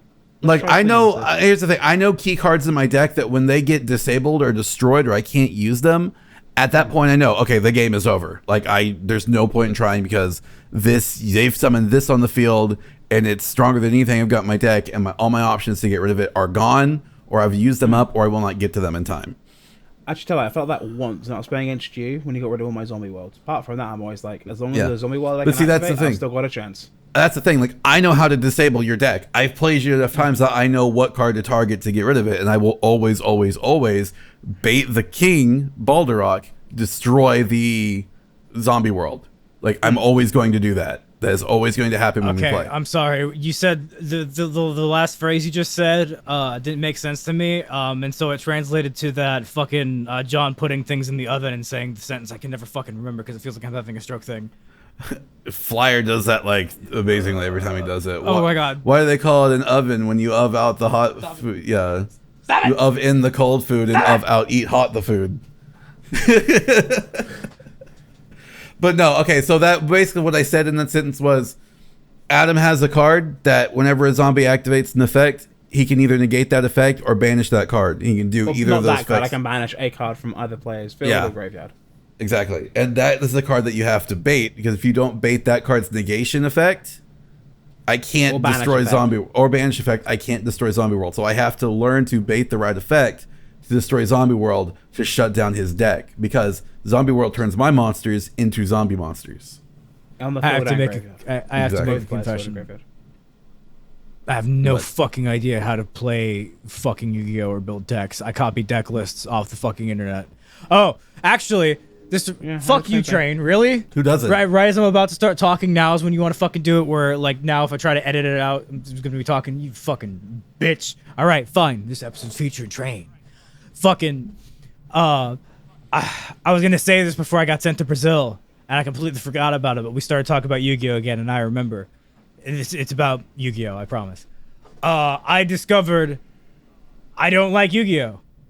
Like, I like Yu-Gi-Oh the franchise. Okay, I like the fine. cards, arts, and the designs, and I like the game from a conceptual standpoint, but I don't like playing the game. And I have... Yeah. And I think that used to scare the fuck out of me, because I used to like play... I've never liked playing the fucking game. Like, when I look back at the past, I've never fucking kept up with it, because I always get frustrated with it, because I'm not a card game guy, and that's fine. I can collect the cards. I can like the franchise. I can like the art. I can still like watching it. I can still enjoy being a spectator of it. I can still enjoy, like partaking of Yu-Gi-Oh as like a whole. But I think I actually just really don't like playing the card game, and I think that's okay. I think that's valid. Yeah, that's fine. Now, why do you not like it? Is it like just on a conceptual basis, or is it like so? I like it on a get conceptual annoyed at, basis. people I doing like stuff in it? I like the card art. I like the designs. I like the idea of my dragons doing stupid shit and me pulling out wild combos and doing this whatever. And then I sit down and play it, and I'm miserable the entire fucking time, including when I'm winning. And if you're miserable when you're winning, something's really fucking wrong. And I'm like, why am I miserable? This guy's just he's just doing his play. I have the counter for this. I've already won. Why am I still not having fun? I just don't like playing the game. I like watching the game. I like other people playing the game. And that's weird because I hate Twitch. I hate watching people play video games. I'm not a fucking live streamer person. I don't watch Let's Plays and it's like fucking goddamn Egoraptor fucking sucking at something because his failure fuels my soul. And Aaron, if you're listening to this, I love you sincerely. Egoraptor, stop saying the N-word, shall He's already stopped. Come on. Okay, I believe in rehabilitation, Egoraptor. I believe you have actually fucking changed. I'm not gonna fucking. I have been wanting to make that joke for days. Carry I'm not on. gonna pour liquid chrome down your throat. Fucking. I gotta stop building Gundams, guys. It's a disease. But I just don't like playing the game, and I used to be like, oh, that sucks. That's if I don't like playing the game, it doesn't invalidate anything. You still enjoy Yu-Gi-Oh. The things you've done in the past are still cool. You still enjoy the card art. You just don't like playing the game. That's fine. Whatever. Fucking watch Devon play the game. That's fun. It is. I don't know. I think I enjoy it, but then I don't know if I enjoy the fact that it's challenging or it's just the fact it's something else to like learn. You know. It could be because it's something else to learn, because here's the thing, you're a returning player. You're having to learn to play a different way, because when you stopped playing Yu-Gi-Oh, it was like Xyz wasn't a thing, right? Like you stopped running. It was synchros had just come on the scene around that time. Like you're playing through almost 10 years of a changed card game. Like there have been master rule changes that have come and gone that completely changed the game that you have not dealt with, and you have to learn to play a different way. Like it's nutty, yes, but and I think that's why I like my zombies, because I was talking about earlier about difficulty and slowing the game down to your speed. The zombies kind of force you to play a certain way. Yeah, like it was 2010, and that's why I think I like that archetype so much. And then that's why I get so bored. Well, I'm not saying I get bored. I get frustrated playing your deck because I'm used to playing at a current speed, and I'm slowing it down. Yeah, like you do in fighting games, just like you do in fighting games. Fighting games are the opposite thing. I speed it up because I play rushdown characters, and I like to get in that ass. Yeah. But you're controlling the tempo of the game you play. So, yeah. But anyways, with me.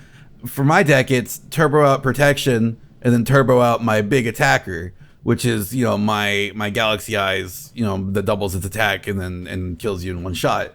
That's how I play. I turbo out the speed, the cards I want. Galaxy Eyes come, Lord Dragon. Then no, please don't call it that. The Galaxy Eyes come, Lord Dragon has been summoned. Your time on this duel is over, Adam. Obliterate! I said obliterate. I didn't even say a word. I said obliterate. What the fuck? I was like, slow it down. Let's get more cards in the graveyard. Let's order a pizza. Let's have some fun while I'm here. What's this on the field? Don't worry about it. Don't worry about it. And then Synchro summoned out the red eyes. I wouldn't care so much about that deck if I was playing a deck that played at the same speed. That's the thing. I want our decks to play at the same speed, but I've built my deck at a specific speed. And that's why I liked about GOAT format. That's why I liked about GOAT format, because when I was playing, we were both playing the same speed. There was no one that was turboing out monsters, aside for that one I did, which was a shot in the dark. I wasn't sure what was going to happen, but we were both playing the same same kind of game, trying to get specific cards in the graveyard to get out Blackluster Soldier or get out Chaos Sorcerer, cards like that, and that was great. And I honestly think that if you are frustrated with Master Duel, but you still have an interest in playing Yu-Gi-Oh! And you like playing the card game, so I said that specifically because of Xander's, his input, give GOAT format a chance. Look it up. Learn it. It lets you play those busted cards. Everyone gets to play the busted cards. Just give it a shot. What's the calculator in that era? Because I've seen so many shenanigans with that card. I don't know. I don't know what set the calculator came out in. I would have to. Is there a card called the cornhole? But if it is, no. But there's a black ship of cord and data cord. For the listeners at home, the calculator, I believe it still is, it gets 300 attack points at every level on the field, or on your side of the field. So if you can, like, there's, like, some shenanigans where you can, like, turbo out, like, a bunch of tokens and then slap it down, and it'll have, like, 3,500 attack points based on the levels of all the tokens and everything added okay, it was not out in, it wasn't out in that set. That was the set with, I think that was a short print. No, it was right before Dark Arm Dragon. That was Teledad. Goat is before Teledad, I think. Yeah, because that was like shenanigans upon shenanigans. It was never meta, for the record, but it was just the perfect shenanigan nonsense because it was like, okay, I'm just gonna hit you really fucking hard. It was that kind of deck. With my penis. It was a short print comment, as I remember right. Yeah, it was like with my penis. Cut that. Basically. I keep accidentally saying cut that because I fucking binge watched the It's Always Sunny podcast, and they keep saying cut that when they make a bad joke. And don't cut that. Cut that. Jesus fucking Christ. But no, that was before Goat format. But I genuinely think that if you want to give it a shot, go back in, give Goat format a shot, and hopefully Master Duel, because Master Duel's doing a great job of listening for the most part. There's things they can change, but if they are listening to the people playing, do everyone a favor, add the Goat format. Let us try these old formats. They have the option to. They have the Time Wizard format, which is basically Goat format. They've got the Deckmaster format. They've got classic format. You know, there's formats that they have that they've been sending out to OTS stores. Let us play these formats in your game, and so we can enjoy them. You know, probably will at some point. I can see them adding that. They'll add the Weenie Hut Junior for the Yugi Boomers, and then they'll realize the game was always busted. And then they'll come back to it and go, fine. Maybe they'll learn something. The thing, I realize this is a me thing, and this relates back to what you're saying, and relates back to game difficulty and a conversation fighting game. I realize this is a me thing. I find it hard to get frustrated and angry at things like Yu-Gi-Oh! Or Tactics or anything like that, or fighting games or Souls games, anything like that. Because in my mind, I'm always going, I should have done that differently. Here's how I should have done that differently. I'm always, like, adapting. And that's part of the reason why I was to the level I got to in Street Fighter 4. Because I was always learning shit. Like, I was semi-professional in that game, and I don't mean that as a joke. Like, I was making, like, part-time job money at one point from that game. Yeah, I never got to that level with fighting games myself, like Blaze Blue and stuff like that. But I think if I wanted to, I probably could. But it's just this performance anxiety that I got. That's just out of nowhere. Has just been. I don't know how to describe it, but I want to say. Sorry, please. I was gonna say I just want to get. I want to get. It's not that I want to play to get better. It's I want to play to at least give the people I'm playing with a good time. And I feel like if I'm not at least making it even or going back and forth, they're not having a good time, and I feel like it's my fault. See, and that's why I want everyone to understand everything I've said this podcast today. Like, take it with a grain of salt and understand that I find it hard to get angry at a video game because at the end of the day, in my brain, I'm just like, huh, that's how that works. Like, I realize I am very mechanically minded. And I find that with Yu-Gi-Oh! As well, particularly, like, when I'm watching some of these card combos. Like, I watched Devon turbo out, what's it, Galaxy Eyes, Photon, Dragon, whatever it's the one with like 5,000 attack points. Galaxy Eyes Prime Photon Dragon. I watch you turbo that out, I'm just like, huh. Like, it's why I get annoyed at that game when they have to show you a card that you can't see what it does. Like, I want to see what that fucking thing does. I want to see why he's done that. If you go down to the bottom right on the clipboard, it'll show you the card that was revealed. You can look at it. Okay, that's good to know. Good to know, because I've been clicking on it, like, you know, when they sometimes show cards, like, you can see, I want to see what that card does. Because I want to fucking know. Because here's the thing, you can do that. You do that in a tournament. Like, I did that in a tournament a few days ago, or last week, or no, a week before last. Week was my birthday. So week before last, when I went to my locals, I revealed, I had to add a word to my hand. So I added my Photon Vanisher. I revealed it and put it back. He's like, can I see that? I revealed it and put it back. Like, it's a warrior monster, and I put it back. And because that's all he needs to know. All he needs to know is that I added a warrior monster to my hand, and I put it.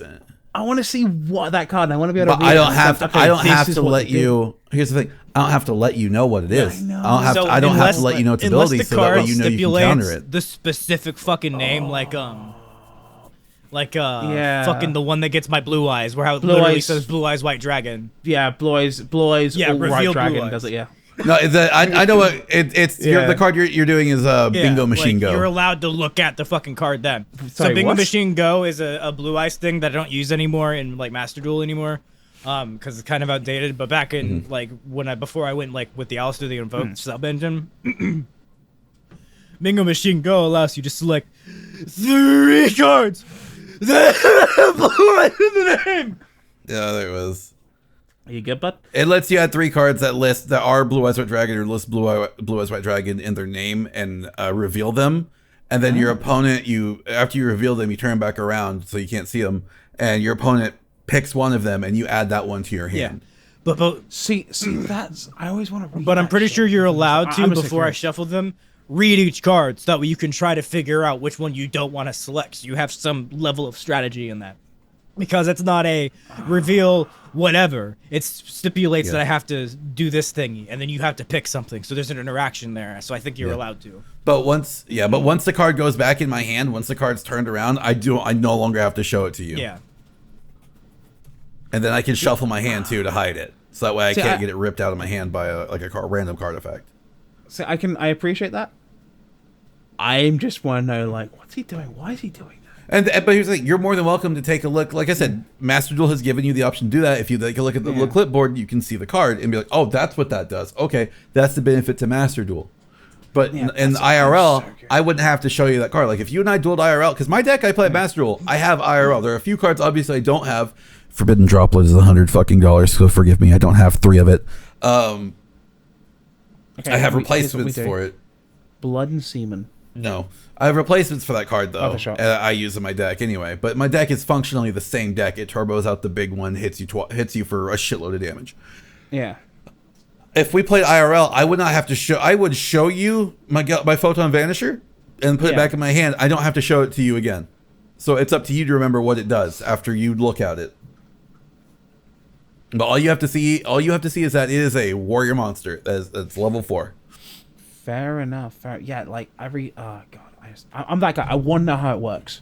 I want to No, that's know understandable. why you're doing the thing you're doing. Like fights in games. The reason I asked you guys take notes is because if I was to break up I think the tablet's dead and I've got no way to turn it back on. I had an app on there, right, called SF4 Notes, which I could literally take notes per character. I had that thing like with notes upon notes because I want to know how it works. I want to. Why is this Yun back over there just doing the hand slam thing? What the hell meter is he trying to build up for? Because he's not going to EX. And he goes, oh yeah, of course he's going to go do a super and do the mirror thing, right?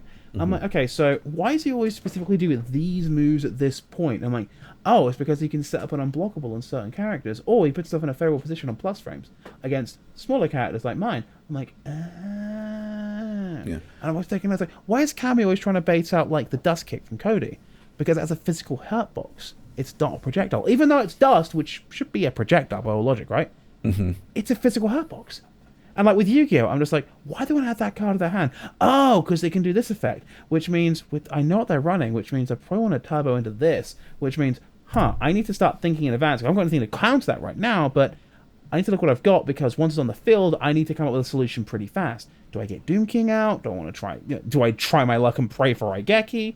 Do I go, what's in the graveyard right now? Could I this, that, and the other? My brain's always kind of going like that, and I'm just realizing to myself, like, this is why it's hard for me to relate, I think, to people who say things are too hard. Because I've always been like that in everything, not just games or things like even my personal life, even my career.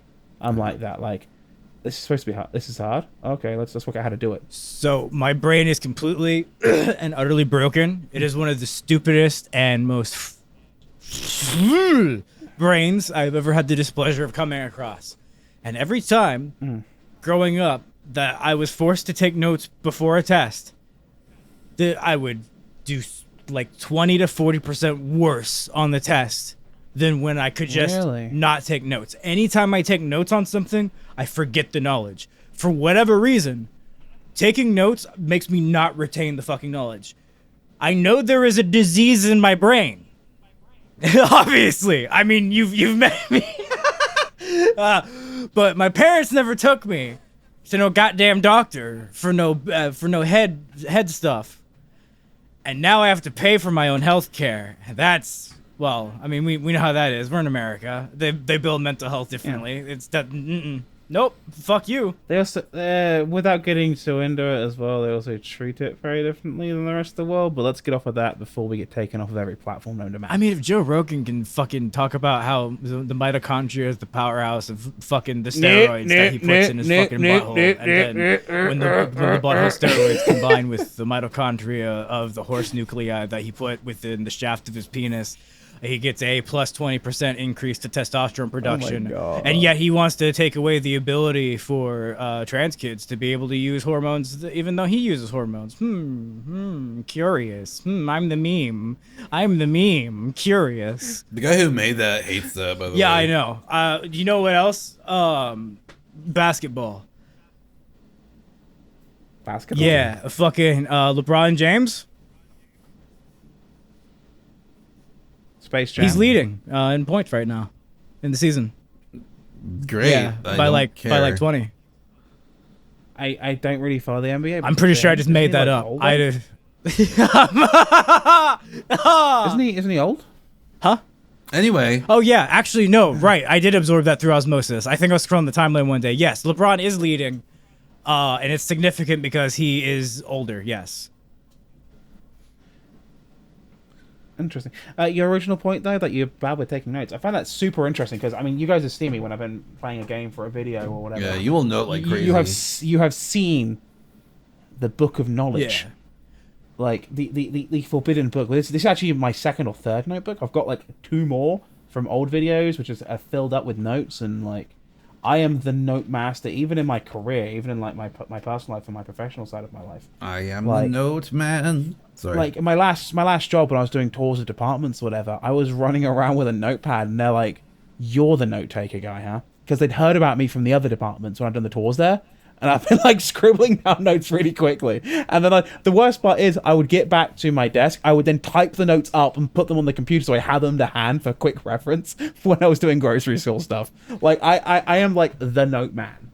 Like, I appreciate as well, again, like, everything I've said in this podcast regarding difficulty, adaptation, everything, take it with a grain of salt, because that's just how my brain works. Am I autistic? Kinda. Mildly. I have been tested for it. Am I full-blown autistic? No. Is my brother full-blown autistic? Yes, he has high-functioning autism.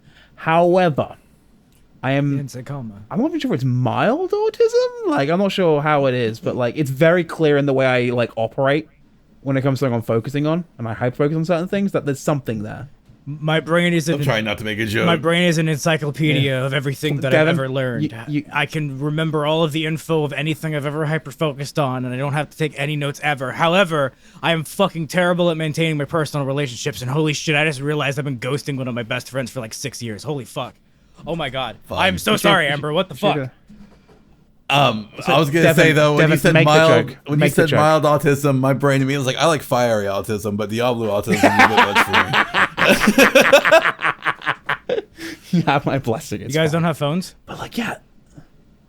What? Diablo autism. Oh, for God's sake. Oh my fucking god! Anybody else makes these jokes, they're cancelled. We don't have to worry about that. We don't have a fucking audience to cancel. Oh my god, this has been insert title here. Is there anything else we want to talk about? I've been in Brazil for 3 weeks. I thought I had something else I wanted to say, but it's gone. Next episode, I'll talk about Elden Ring without ranting about people, promise, because it's actually a pretty good game. Cool. I don't know. Do you guys want to, like, talk about the football? No? Okay. I mean, I brought LeBron James, and I don't know why. If you want to fucking go on a fucking, like, this is Adam's No Me Corner with football. Go for it. I don't care. It's your podcast, bro. I mean, yeah, I guess I kind of relates to the war, so let's probably not do that. This has been insert title here. Thank you for watching. Bye. There is no war in Ba Sing Se. There is no war in Ba Sing Se.